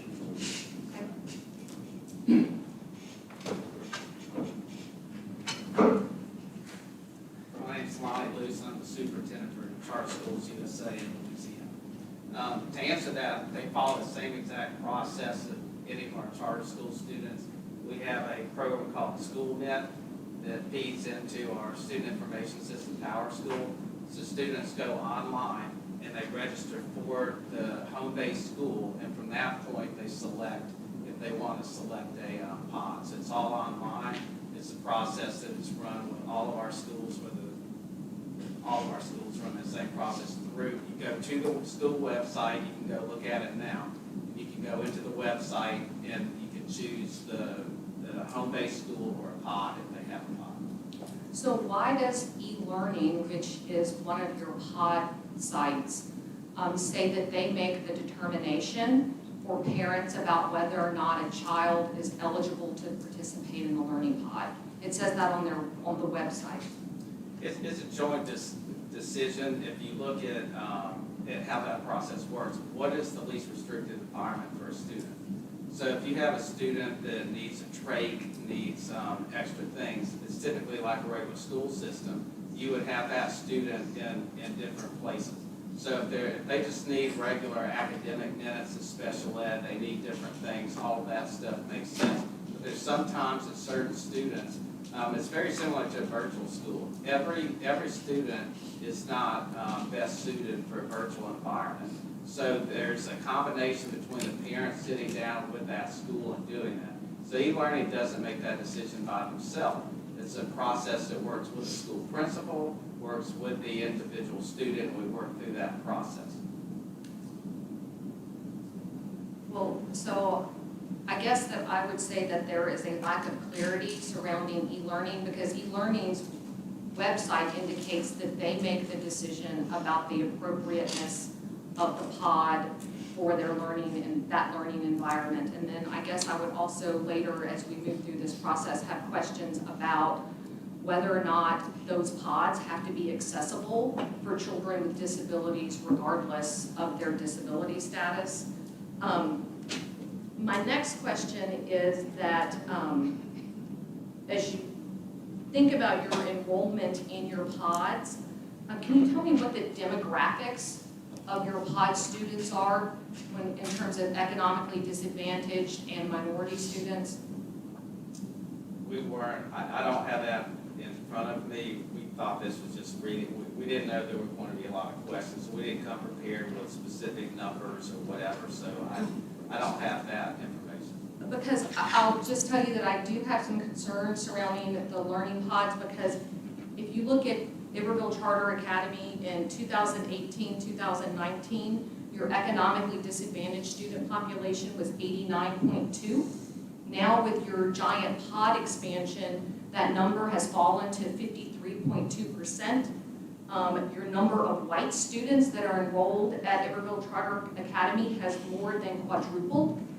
And so my concern surrounds you are operating a school that on its face looks very diverse, but your students are clearly segregated, where you have your students of color and your economically disadvantaged students being educated in your brick and mortar school, and your pods are serving a completely different student population, right? And that you were essentially have come up with a mechanism of segregating your school without looking as if it's segregated and helping you meet, if this were one of your other schools, I would, you know, I am very concerned about the demographic segregation that appears to be occurring with your pods, which makes me wonder how you're doing your pod enrollment policy, right? Because whatever you're doing appears to be targeting middle and upper income parents and primarily white parents to the exclusion of students of color and low income students.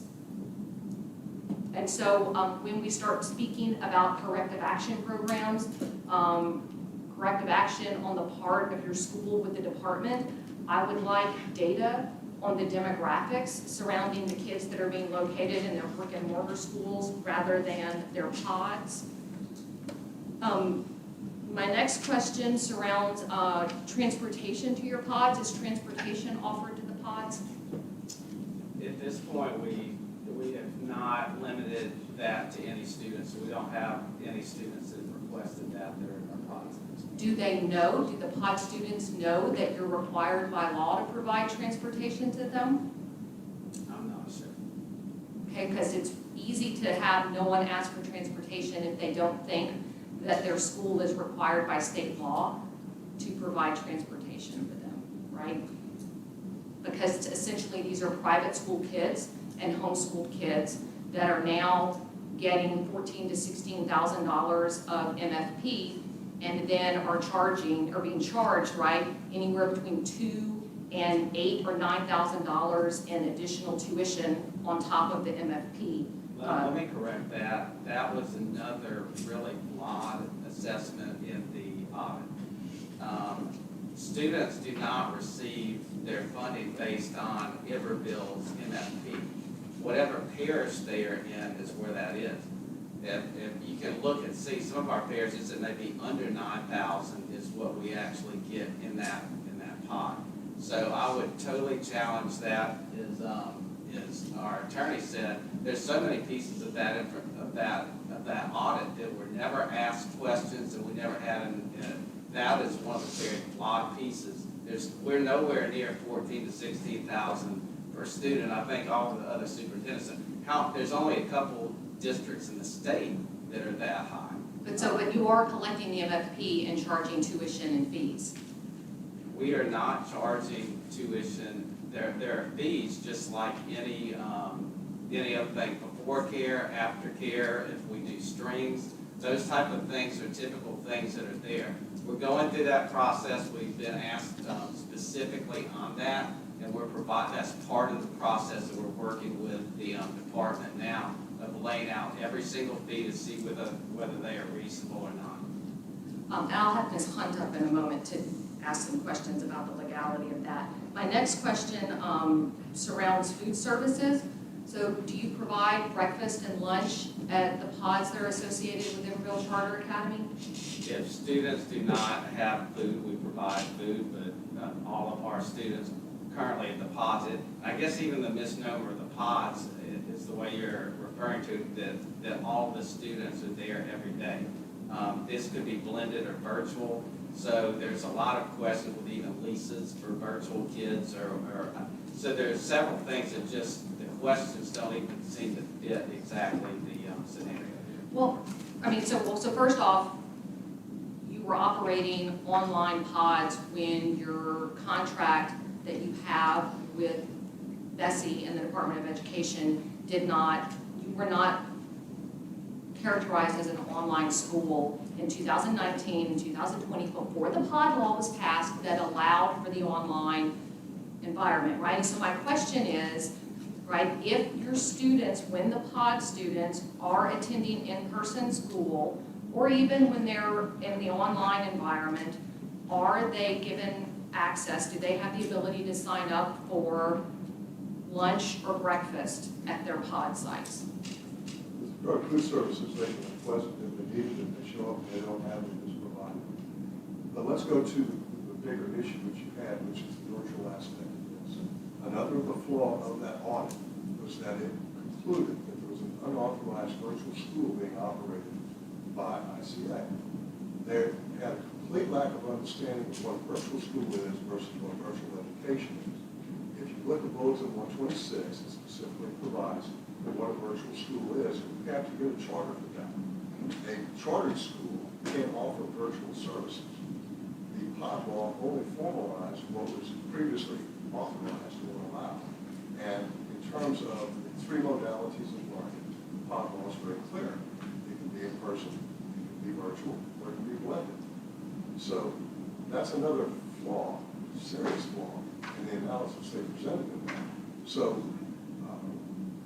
yes, they use virtual learning to force the pods to an extent, and it's different for different students in different places. And I understand what the pod law authorized. I guess my question would be, and these can be questions that I can follow up with the department surrounding seat time, instructional minutes, and online instruction that is supposed to be offered at a brick and mortar school when, so brick and mortar schools can do online instruction, of course, right? But that's what you're doing with Boss Online. I guess my question surrounds the number of days that students were completing online instruction outside of the pod facility. And so those are questions that I can ask the department. But back to food services, all right? So pod students were served meals if they needed them when they were in the facility. And so according to the audit, Iberville Charter Academy's cafeteria workers said that they never served or prepared more than 200 or so meals a day. So were pod students' meals being prepared by another vendor or an off-site facility to feed students when they were in pod locations? No, the same answer that Gary already gave you on that. So you weren't, so there were pod sites were not being provided meals through another vendor or another contractual relationship with somebody who was providing food to kids in those sites. That didn't happen. There was no equivalent of a cafeteria in a pod. The students chose to bring their own lunches. I found it interesting that the food services in the brick and mortar schools, or ICA, was used as some kind of verification for student attendance. The student attendance is separately tracked. You know, some students eat, some don't. Some bring their lunch, some don't. It's a very, very rough analysis that they did that has really no valid result in terms of how many students were in the school. So you weren't providing food in a cafeteria-like facility for the pod kids, and you weren't purchasing meals that were made on-site, off-site to feed them through another means? They did request it. Okay. And then my last question, those are for Ms. Hunt.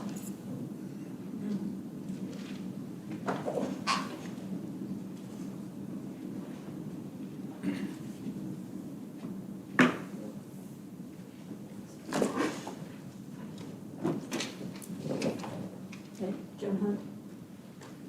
So, Ms. Hunt, can you, have you read the audit? Yes. And you've looked at the documents surrounding e-learning and Red Stick Academy and the flyers that were sent to parents surrounding tuition and fees. And so there were days that, so it's basically, and correct me if I'm wrong, and the understanding was like at e-learning academy, you signed up through Iberville Charter Academy, and then Iberville Charter Academy paid for the 2 days of 4-hour instruction or whatever it was, and then additional days had to be purchased by the parents if they wanted on-site education. Is that correct? That's my understanding, yes. Okay. In your opinion, is it legal for pods to operate in this manner if they are receiving the MFP? Well, first I said, the law says that a charter school shall not charge tuition or registration fees of any kind. The reason given by Charter School USA for, they're saying it's, even though they called it tuition, that it's not tuition, it's for these additional services. I would say one thing about that too. There is also a law 17-177 that required back in December 1st of 2019 that the governing authority of each public and elementary secondary school adopts a policy for what fees they are charged. And I think Charter School USA is working on that now, but that should have been in place 3 years ago. So it's without a fee schedule, it's impossible to know what fees were being charged that can be charged under the law and what fees were being charged that cannot be charged in law. So hopefully the legislative auditor will be able to sort through that. Okay. My next question is, do we know, right? So, well, first, how did this audit come about, right? Why was this audit done? Because I think Iberville Charter Academy seems to think that there was no need for this audit. Why did we conduct this audit? Yeah, so last year, Mr. Day, correct, this is inaccurate. Last year when we went through the extension renewal process, is that right? And one of the, we decided to renew this particular school conditionally based upon a third-party review, okay? And so that is what has since happened with 10 Square providing that review. So this wasn't, the audit wasn't a result of anonymous complaints regarding their enrollment practices and the charging of tuition? I feel like this was driven by more than just a look at whether or not they ought to be reviewed. No, so we extended and or renewed other schools without this condition. This was a condition that we added to this particular school because of some of the concerns that had been raised by various individuals. And so that is why we had the third-party review as a component of their renewal or extension. And do we know if they are conducting similar practices at other school sites across the state? I guess I'd have to know specifically what you're asking about. I would like to know if they have pods other than the Lafayette Renaissance, I believe, that we just talked about today, if they have pods across the state of Louisiana where they are charging tuition and fees for students who are receiving the MFP. I know that we conducted an MFP audit. I don't remember the timeline on that, and that was clean, correct? The CMO. Would an MFP audit tell us if they are charging parents on the side? No, that's a different. I was answering the MFP audit. I don't know the answer to the question around all the locations for which there is a pod, for whether it's a type 1, type 2, or a traditional visitor school. I think that we have policies that will be considered later that finally get to that issue of authorizers being able to know the location of children in pods.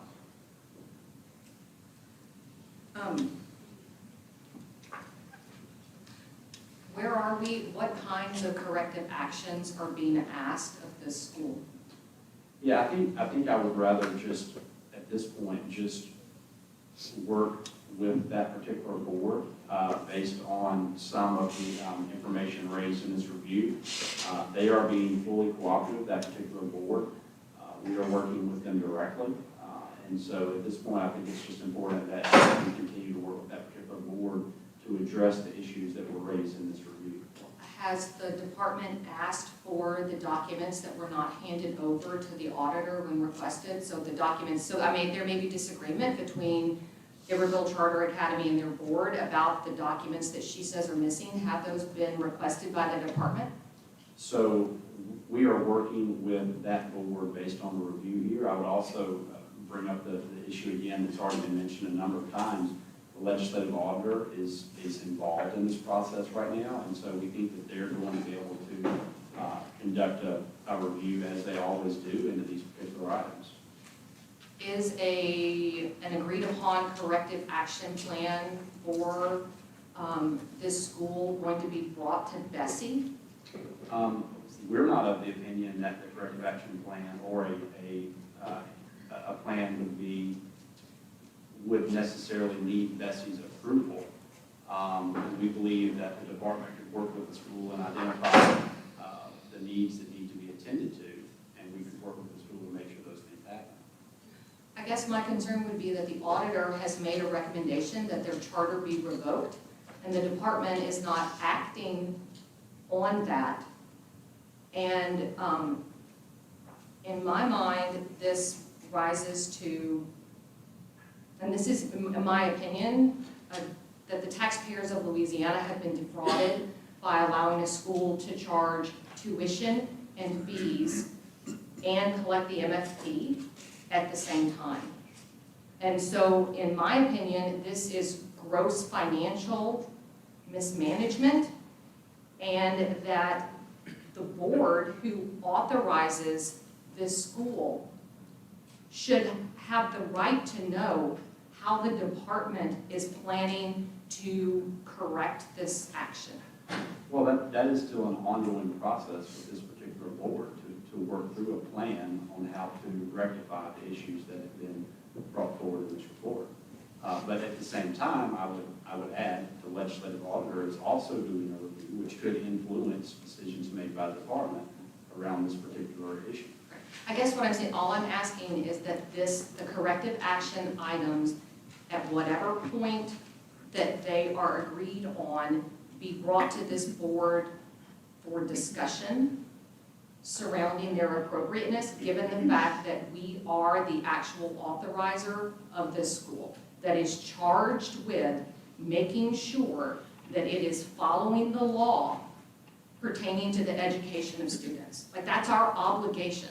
Yeah, we'll certainly happy to share that plan once it's complete.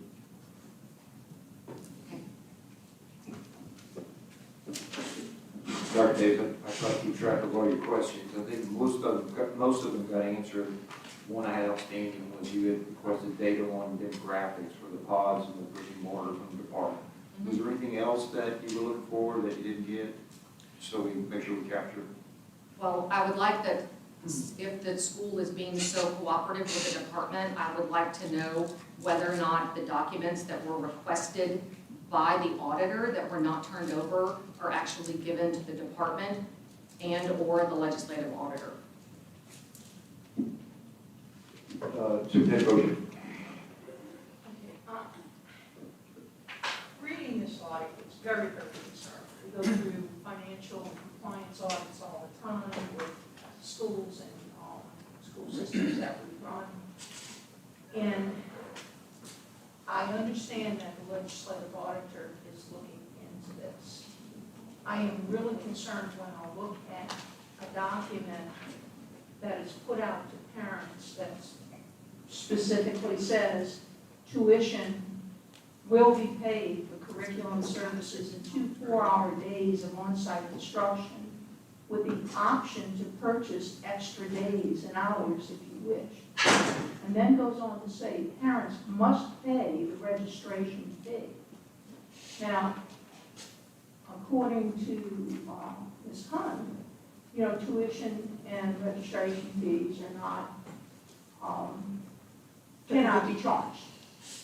Now, when we say we're asking the school to review their fee structure or to explain the fee structure, whatever it turns out to be, this document that is given to parents seems to be very contradictory to what the law says.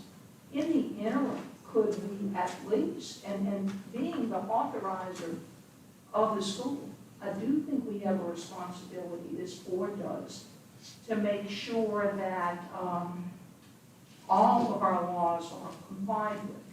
And I realize there's a process we're going through. You're having dialogue with that particular board. The legislative auditor is now involved. But could we, at least in the interim, have the school send out something to all of the parents explaining then that there is no tuition that is charged, there is no registration fee, and that if there are other fees that are being charged for books or any after-school activities, then those be outlined. But during the school day, the hours of regular operation, any type of instruction, I think is the responsibility of the school. without additional fees or tuition being charged. Could we at least ask that that occur while this process is happening, so that parents understand that it is not tuition being charged and not registration fee, and that the only thing that they can be asked for is additional after-school services or instructional materials possibly that are not provided as the materials for the regular instruction. There's an extra, lab fee or something like that. Could we at least make that clear to parents? Because I'm very uncomfortable with the information that we're sending. I'd also like to know if we're asking for information, the stated mission of these learning pods for this particular school. Is it the same as the mission of Iberville Charter Academy that was done when their charter was submitted to this board? Are the missions the same? And if they're not, then is that something that should be disclosed?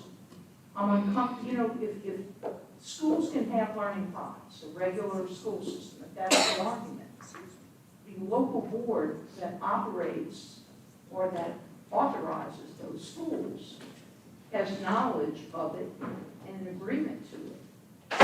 And if we're the authorizer of these schools, we should at least be knowledgeable about what's happening there. So I would, in the interim, request that this be made available to every parent, that these tuition fees are not what's being charged, it should not be charged.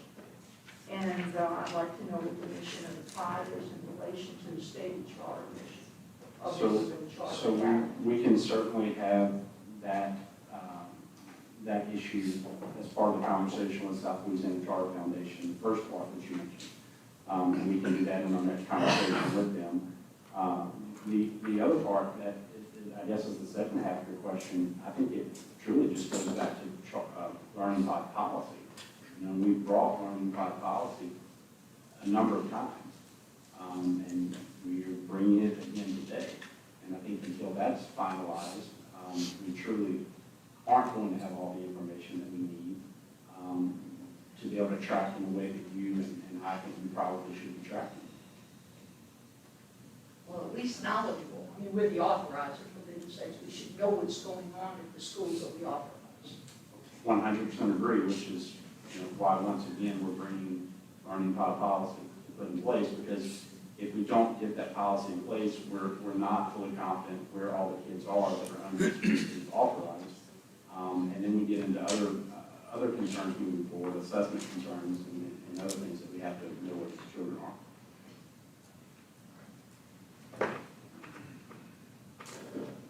Other questions?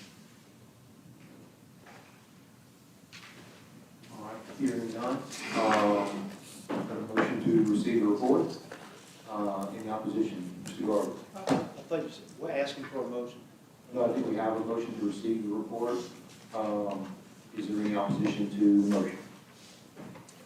Hearing none, motion passes. Next item, please. Your next item is on page 184, item 3.1, consideration of revisions to bulletins regarding learning pods. The recommendation is to approve at the notes of intent. Dr. Davis, can I get a second? Ms. Holloway? Superintendent? No, Mr. Morris, I mean, we've alluded to this a number of times already. This learning pod policy passed in legislative session of 21, I believe, Mr. Morris, was it 21? Yep. And so after that, we brought policy to the board. It was deferred. There was a belief that the legislature was going to act on the issue of conversation, which is rather a material amendment was or was not included. The legislature did not take action on that particular item. We brought back another policy. I think that was ultimately deferred. We've worked since then with a number of different individuals to try to put together a policy here that we feel like makes sense and it does not stifle innovation, but at the same time, it helps us make sure that kids are in safe environments. We know where they are. If the school would desire to increase enrollment beyond what was authorized, it would require a material amendment. If more than half of the kids are going to be at a location other than the originally authorized location, that would take a material amendment.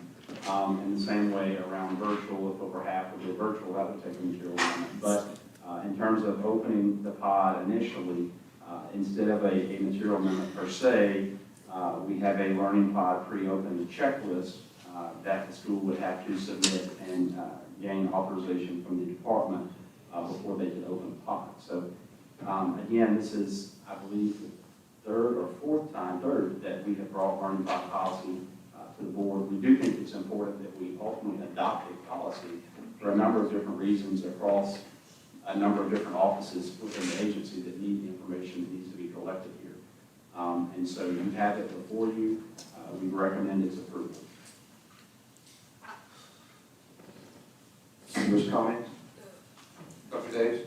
Yep, and I may need some help with this because I would like to make a substitute motion that keeps the entirety of the pod language that's in our packet that we have all had time to study, but changes the conditions under which a material amendment is required, and I would like to replace it with under 1903 material amendments for BESI authorized charters, and that we add any changes to, so 9 I think is any changes to the charter contract not specifically identified as non-material amendments that the state superintendent determines to be material changes. Then there's B through G, and when we get to H, learning pods in operation prior to 2023 school year may continue operation until BESI consideration of a material amendment. Such material amendments must be submitted no later than April 1st, 2023.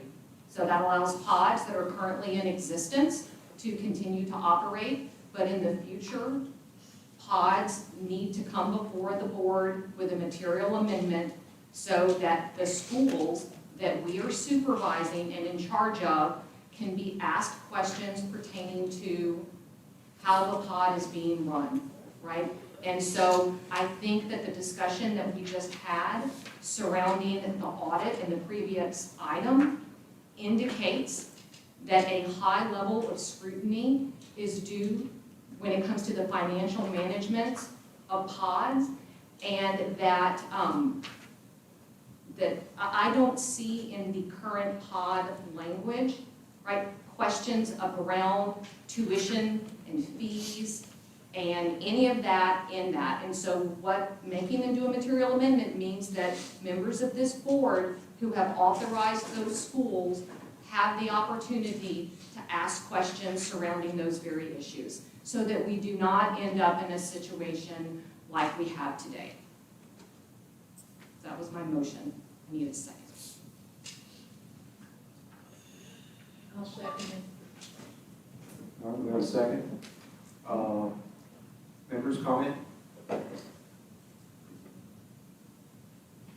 Mr. Castillo? I'm just not sure I follow that. It's a lot of, would you mind just?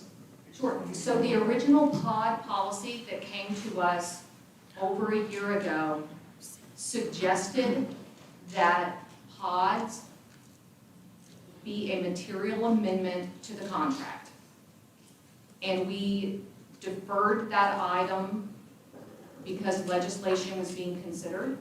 Then it came back, we deferred it again. And so the department has been working to come up with pod policy language that, quite frankly, they thought that they could get past this board.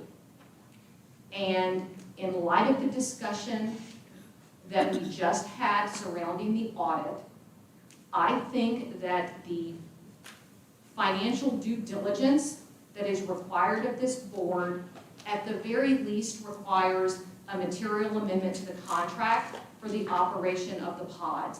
And I say that because if Mr. Pierre, right, was unaware that a pod or any other charter foundation president was unaware that his charter operator was planning to operate pods, a material amendment to the contract requires the president of the board to come to the table, and we know that they know about the pod, right? And so at the very least, that eliminates the idea that a board who is supposed to be in charge of this school financially, knowing about okaying the safety of their students, all of those things, that we are bringing them to the table, and we know that they are aware that they are operating a pod, and we are able to ask questions that make sure that the taxpayers of Louisiana are not being defrauded. Dr. Davis, I think I know what you mean by the department bringing this to get it past the board, but it would be helpful if you clarify the meaning of past the board. Because I think that you created. Like you were not saying something that we could just.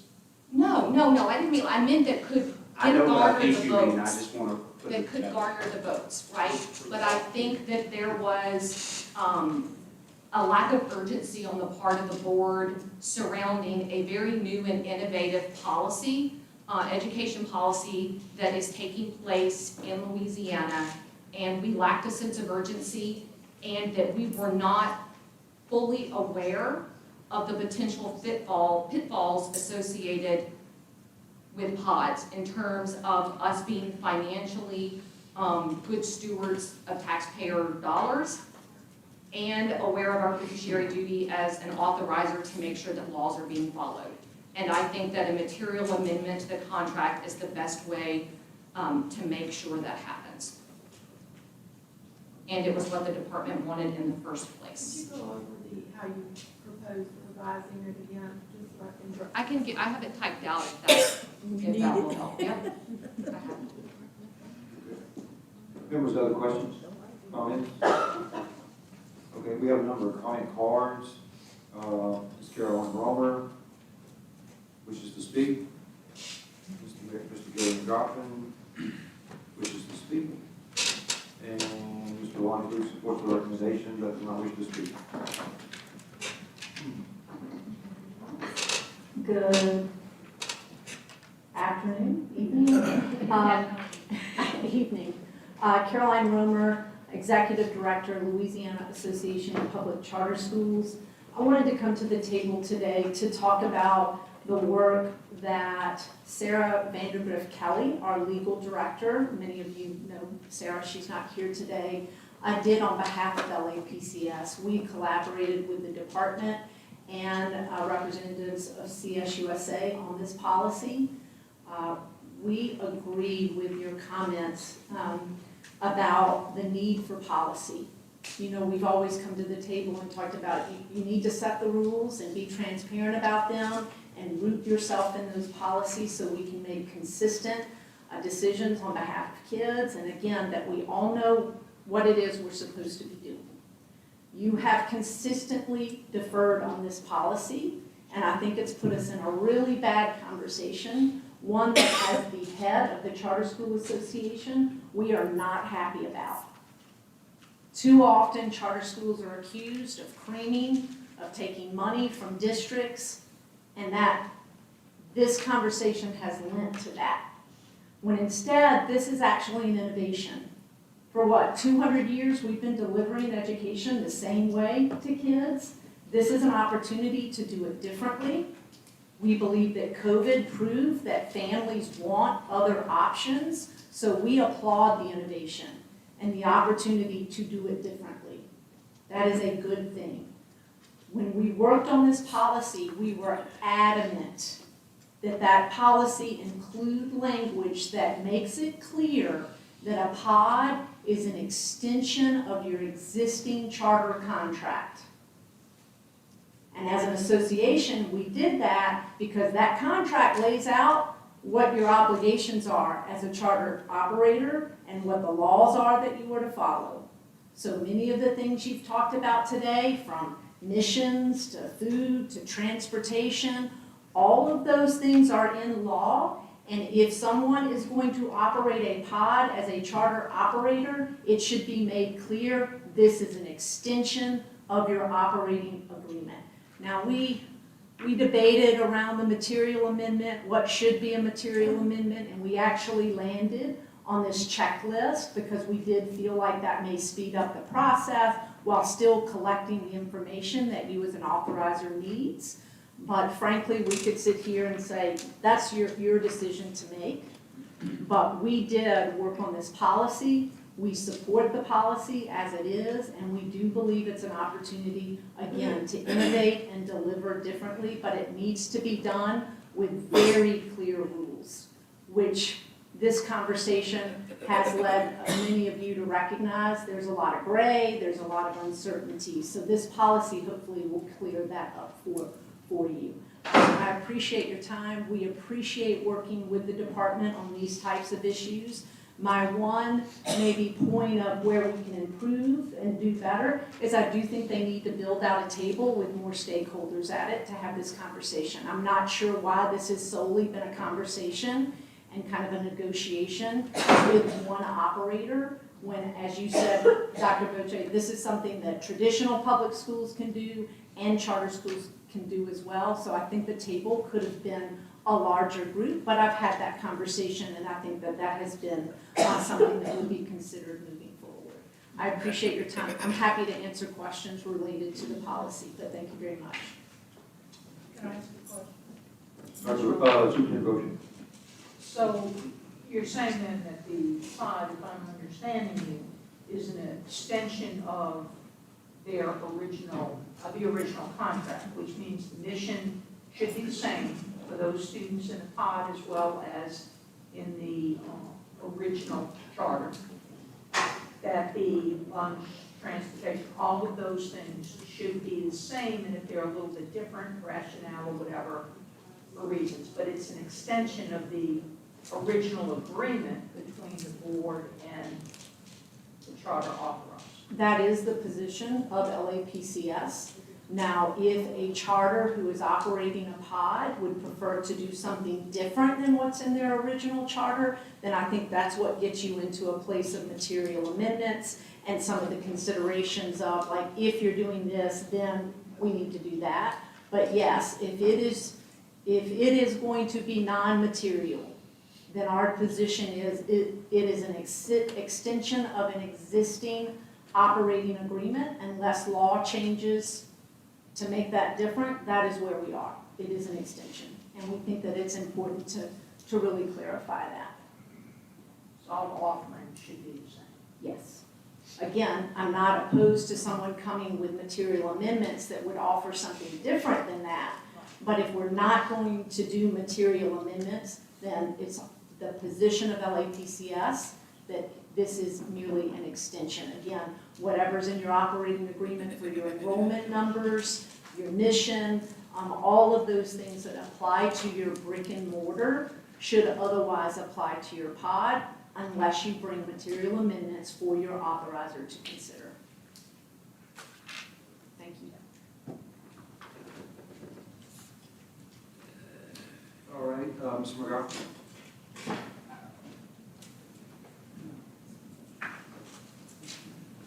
2 points.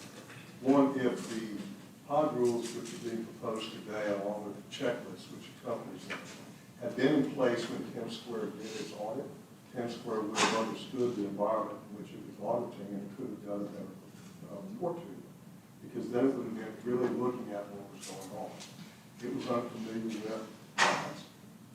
When you read the letter that I sent, which is included in the materials that you received, you'll see that they truly didn't understand the legislation because they didn't understand, for instance, a difference between a virtual school and virtual learning in a school. They said it was an unauthorized virtual school. It's not true. So I encourage you to keep that in mind. The question of material amendment versus checklist. The checklist that's included addresses all of the points that you've had questions about today as to where the kids are, all those sorts of things, what the type of learning will be, what they're going to be offered, insurance, all of those documents which have to be included with it. If you keep in mind that a learning pod is a small learning environment of 10 students or more, having to come for a material amendment to be able to set up a learning pod of 10 students or more creates a practical impossibility. Because when we have to come to you for a material amendment now, we have to fit that with the time frame for when you are meeting, which is not always every month. And we have to be able to respond to circumstances as they arise. It's nice if we can look at it as just a strategic thing, so we can implement pods as we go and as needed and as opportunities arise. But sometimes these opportunities are inflicted upon us. Learning pods can support us when we have hurricane problems, weather problems, if we have another pandemic, those sorts of things. This authorizes us to do that. If you have to go through the material amendment process, it will be too slow to be of service at the time when it's needed to be done. And it allows more agility for the schools who have the charter, as Caroline said, to be able to expand the students that they can offer services to. So I would urge you to vote against the amendment. It is a step back in the process. The reason we come to the conclusion or the recommendation and join in the recommendation of the department about the rules that you have and the checklist in particular is because we went through it to make sure that those questions could be answered. Thank you. Thanks, Ms. Neal. Thank you, Mr. Chair and members. I had not planned to speak, but I just feel like there's some clarification that should be brought forward before you make a vote. I'm Bridget Nealon. I'm a Stand for Children. Charter Schools USA is also a client of mine, and I'm primarily here as someone who very much believes in learning pods as an innovative part of changing public education to better meet the needs of every child. I work along with members of your department on Representative Emerson's legislation, and we also work hard this last session to try to bring some clarification there, but as you know, it got hung up. So I just wanted to say a few things. The legislation maintains specifically that all state laws and policy that every school has to comply with remain with a pod. They are not exempt from safety. They are not exempt from anything another charter school would have to comply with. Learning pods are voluntary. No one is forced to go and pay fees. If the parents, my understanding is, and Mr. Luce can correct me if I'm wrong, parents went to him and said, we want an arts-enriched daily strings taught by Baton Rouge Symphony members before care, after care. And although agreed $3,500 or whatever the fee was, sounds like a lot of money, you're providing a world-class education and you're giving access to middle-class and economically disadvantaged people who would not otherwise be able to afford a $10,000, $20,000 private school type of education. I also want to make the point that it hasn't been discussed yet, that there is not an unfettered proliferation of pods. You are talking in general of small groups, minimum of 10, but it all has to come in under the enrollment cap that is already in place. Any of the pod students could attend a regular charter school at any time. No one is being forced to do anything. This is one of the great things about this kind of choice option. You can choose it. If it doesn't work for you, you can go back to the other school. I also understand that for parents who couldn't pay the fee, a number of those were waived so as not to deny any child that type of education who wanted it, whose parents wanted it. In looking at the audit, the auditor seemed to be initially really unaware of the learning pod law, and then when presented with it, refused to acknowledge it. That I cannot explain why, but I would request that when innovation comes in the traditional and the charter system, yes, put guidelines in place.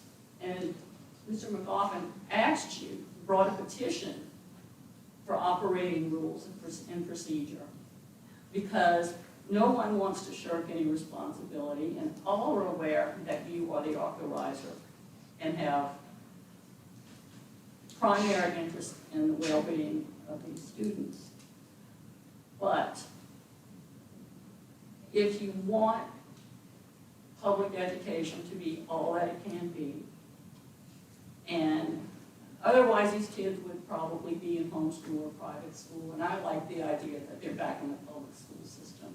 And so for those reasons, I didn't mean to take this long, I would ask that you just, the department's recommendation is spot on. Please just approve it as recommended. Thank you. Thank you.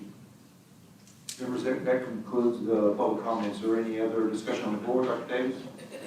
I'd just like to point out that in emergency situations such as a pandemic or a hurricane, we have the ability to suspend rules surrounding certain academic regulations and other things that would allow for pods to operate without the material amendment in an emergency situation.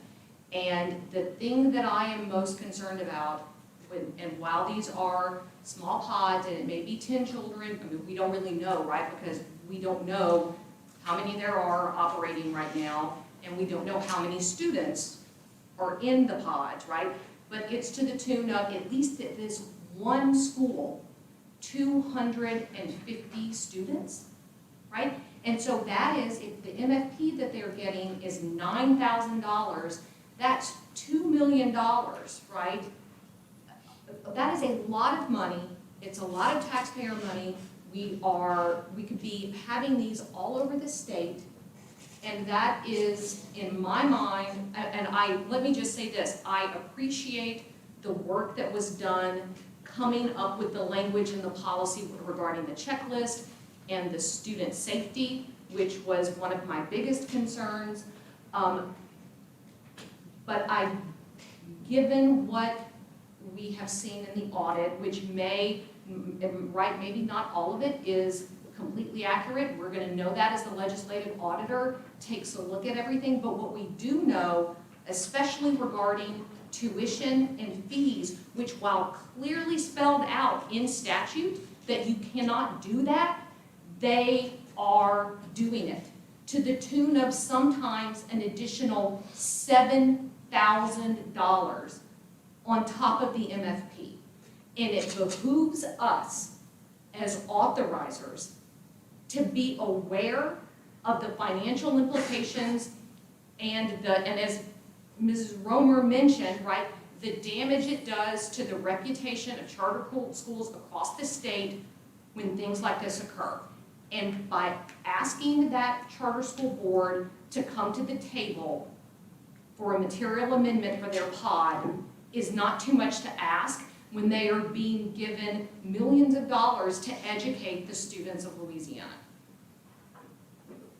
And I would hope that traditional public schools that are operating them are not engaging in these practices, and that their school boards are exercising due diligence over them, just like I'm asking this board to do. Thank you, Dr. Davis. Members, any other comments? Mr. Day, I had a question for you. I'm not an expert on material amendments. I want to make sure I understand Dr. Davis's position. Can you understand fundamentally the difference between a material amendment and this checklist that you guys put together? Other than the potential time, and let's go through that too. Help me understand the difference. Yeah, sure. So a material amendment is any substantial change to the school's academic, governance, physical site, any of that. The material amendment has to come before the board unless we have delegated authority. That happens in cases where schools are high performing with their A or B, and they are also meeting academic and financial expectations. What's in the checklist essentially mirrors the pod law, outlines what is required of each organization that is going to be operating a pod, and essentially just asks the questions about how they're going to meet what is outlined in state statute, as well as how they're going to ensure that the guardrails are in place to make sure that this is a safe place for kids. So based on what you just told me, it sounds like the checklist is more detailed than the material amendment. Did I get that right, or trying to understand the difference between the two?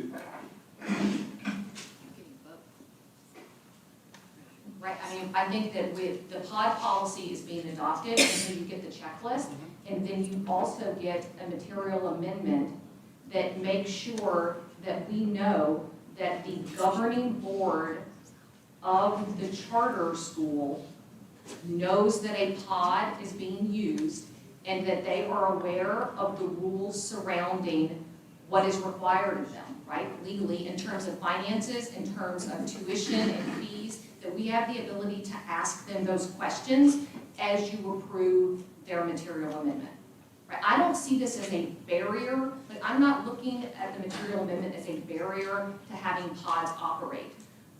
I am asking for it to be used as a tool to make sure that we are being good fiduciary agents of taxpayers for the schools that we are authorizing, right? And that we're making sure that they are aware of the rules and that the board knows what those rules are.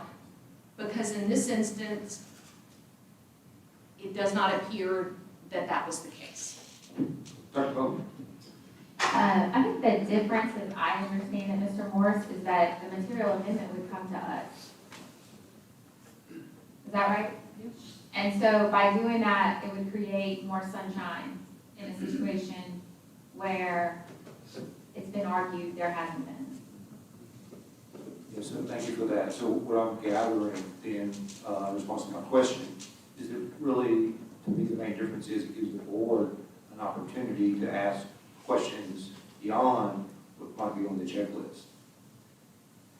And the knowledge. I think, yes, and the knowledge of it. Smart. Yes, sir, Mr. Castillo? I got a question and also a comment. So I'll go with the comment first. I know this is a lot about charter schools, USA, no offense. But there are a lot of other charter schools that are out there, and the bigger water issue. And I do think about the example of a school that says, I truly want to create a pod with 10 students as opposed to 250. And it might be a pod on one end of town, and a pod on another end of town, and a pod on the third end of town. And this is done in 6-month intervals. The notion of having to come back to the authorizing board every 6 months, if you're innovating in that sort of way, I think could be a little bit cumbersome. So I know the bigger, I know the specific issue that's being addressed, and I just would suggest a little bit of caution in terms of the use of the material. But I do have a question, and it's just a clarifying one. Ms. Hunt, you brought up the issue of when we might get clarification on the distinction between fees and tuition. Because a $7,000 fee sounds like tuition. So I really, would you mind reminding us when we will get that clarification? Because I'm not sure I completely follow. And that's probably a short answer, but I'd just like to get clarification. Well, we're waiting, Ms. Davis, Dr. Davis, did you want to include the approval of 741 as it was written, because there's 2 policy revisions? So it's approving 741 revisions and then making those amendments to 1, please. Okay, charter schools cannot charge tuition or registration fees of any kind. There is a fee schedule statute that allows schools, including charter schools, to charge certain fees, like for after-school care and things that aren't included, covered by the MFP funding. But since they don't have a fee schedule, we don't know what is being charged is inappropriately being charged as tuition. They do have something they call a registration fee, which is clearly prohibited by the law. But as to the other fees, we don't have sufficient information to know where it falls. We're hoping that the legislative auditor will be able to sort through that. Okay. Speak to clarification that Ms. Davis just requested. Sure.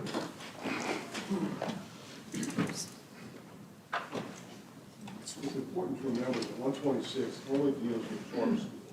741 is the handbook of school administrator for all schools. So what you're saying is, if a non-charter school wants to establish a learning pod, It doesn't have to do any of the things that have a material amendment, like a charter school would have to do. Nor does it have the checklist, because that doesn't appear in 741. So if you want to make sure that you are supervising the schools properly, and you know where the kids are and what's going on with each of the schools, you have to include the non-charter schools in this change. Now, think about the logistics of it. We've talked to Mr. Day several times. He has 2 members of his department besides himself. Right now, it's a challenge to get the material amendments through and to do the job that you do. We tip our hat to you for that, and for you all to consider it. Oh, God, sorry. If you have this onslaught of additional material amendments coming in because of the utilization of learning pods, not just for charters, but for non-charter schools, how are they going to handle it? Well, we have to make sure that you can get it through and get it done quickly. That was the importance of it. It ties into with the emergencies. Sure, you can suspend all rules in an emergency, but what does that really mean? It means everybody's got to go back to the beginning and what is necessary. What are the rules that are being suspended? That's a very difficult thing to inventory in an emergency. If you keep with the checklist approach to things, then everybody knows what needs to be done, what documents need to be handed in, and what needs to be explained about the students, their learning environment, the curriculum, and where they're going to be. So if we leave it as the department has recommended, after working with us and the Growers Group and others, to be able to come up with something that appears to work, satisfies the department's concern, satisfies the realities of the situation, and should extend to the non-charter schools as well. So I urge you to follow what the department has recommended. Let's take this step together. If there's a continuing problem, that can be addressed with a refinement of the rules or by an investigation of an individual charter holder, which is your right to do as the charter authorizes. That gives us an opportunity to learn as we go and learn as we grow with this concept. We need this starting point, and I really urge you not to adopt a material amendment as a requirement for opening a learning pod. It is going to hamstring them, and the noble experiment and opportunity that we have, I think, is going to be choked to death. Mr. Morris, yes, my team advised me that I should point out one part of the policy. We did include, if you look, I think on page 188, it references revised statute 173991E3. And if you go to that, it talks about that you cannot charge any pupil any tuition or an attendance fee of any kind. So by including the citation, it includes that information around the school not being able to charge tuition or attendance fees. So that is included in the policy. It's consistent with the law. Yes. Superintendent, what about the concern that was just raised with regard to making sure we've got consistent policy with charters as well as traditional schools by making these changes applicable only to recommendation number 1 and not recommendation number 2? Are we missing something there? More specific, please, Mr. Morris. Sorry. Yeah, I just want to be sure I have the right understanding. Recommendation number 1 applies to Bulletin 126, which is specific to charter schools only. Recommendation number 2 applies to Bulletin 741. I just want to make sure that, as I understand it, both traditional schools and charters could open a pod, and I just like to make sure that the rules are consistent with both groups, and then we've got our bulletins appropriately in order to reflect that. Yeah, I feel like they are consistent. Okay. I just want to make sure I understood that. Superintendent, go ahead. I don't think we don't authorize, as the Bessie board doesn't authorize the non-charter schools. We have a local board that does that, and as long as we comply with all provisions of 741, that's fine. We ask if there's a provision of 741 that a, say, traditional public school wishes to do something different or whatever, we have to submit a waiver for that. So then that would come before the board. But as far as anything in terms of offering the learning pod in accordance with the law, then the local school system authorizes that school. We're just dealing with the schools right now that best authorizes. So I guess I'm trying to get clarity from personal understanding with regard to the rules for the local district establishing pods. Well, so, as I say, the type 1 charter or traditional public school in the traditional school district, I'd like to better make sure I understand how the pod rules are established there. Are those rules any different than the charter school rules? I'm just trying to. Yeah, I would call up Ms. Hunt to answer that. In the meantime, I would just agree with Superintendent Bochet that should she or any other system decide that they want to develop pods within the traditional system, she has the authority to do so. But must comply with all provisions of policies of the 741. So Ms. Hunt, my question is really simply, get clarity on my part that the rules in place are identical for both groups, yes or no? Both groups are not similarly situated. The 17:81, which is the statute of the general powers of local school boards can open and close schools. They have the ability to do that, to Mr. Bochet's point. Y'all are the authorizer of type 2 charter schools. So it's not apples and oranges, so I'm having trouble understanding how to answer your question. Yes, okay, so let's just pick a local public school, Shenandoah Middle School decided they want to open a pod, right, to service some particular group in their community. So they've opened a pod, it's a traditional public school satellite, if you will. Do the rules differ there than if a charter school opened a similar pod, or are the rules the same? Like I said, under 1781, they have the authority, they can open and close schoolhouses, is the term that's used, the only place that term's used in statute. So they already can, the law allows them to do that. There's not a. Okay, but once it's open, okay, the rules to operate, are the rules to operate the same? I guess that's my question. Yes, because according to the learning pod law, students in a learning pod are to be offered all the same services that students in any other school or in the case of a charter school, the charter school. So they're to get the same services. Thank you. But if one of my schools would come to me and say, I'd like to open a learning pod, then our board would have to be brought to the board, at which point we would then approve or not approve our school opening that particular learning pod. And if that learning pod would open, it would still be subject to all of the policies that are set up here at the state level, Bulletin 741, all the services, we have to have transportation, we have to feed the kids, we could not charge them tuition, we could not charge them any unreasonable fees if they were economically disadvantaged, we would have to waive any fees.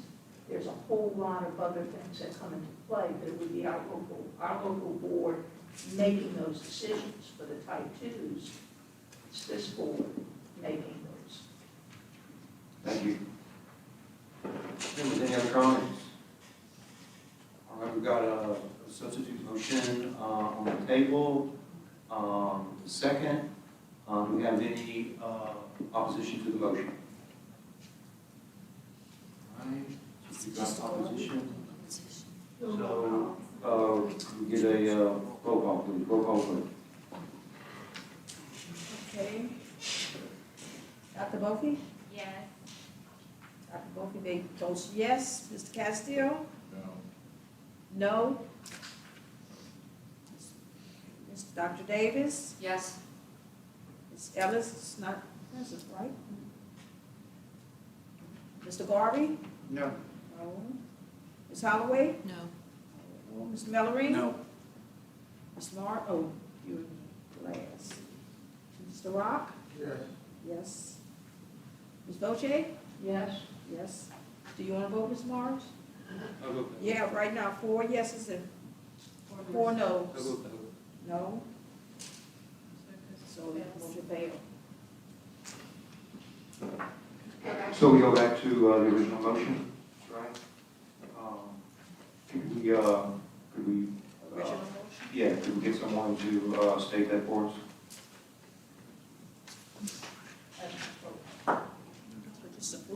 Yeah, just to approve as presented. Okay, so motion on the floor, the second is to approve.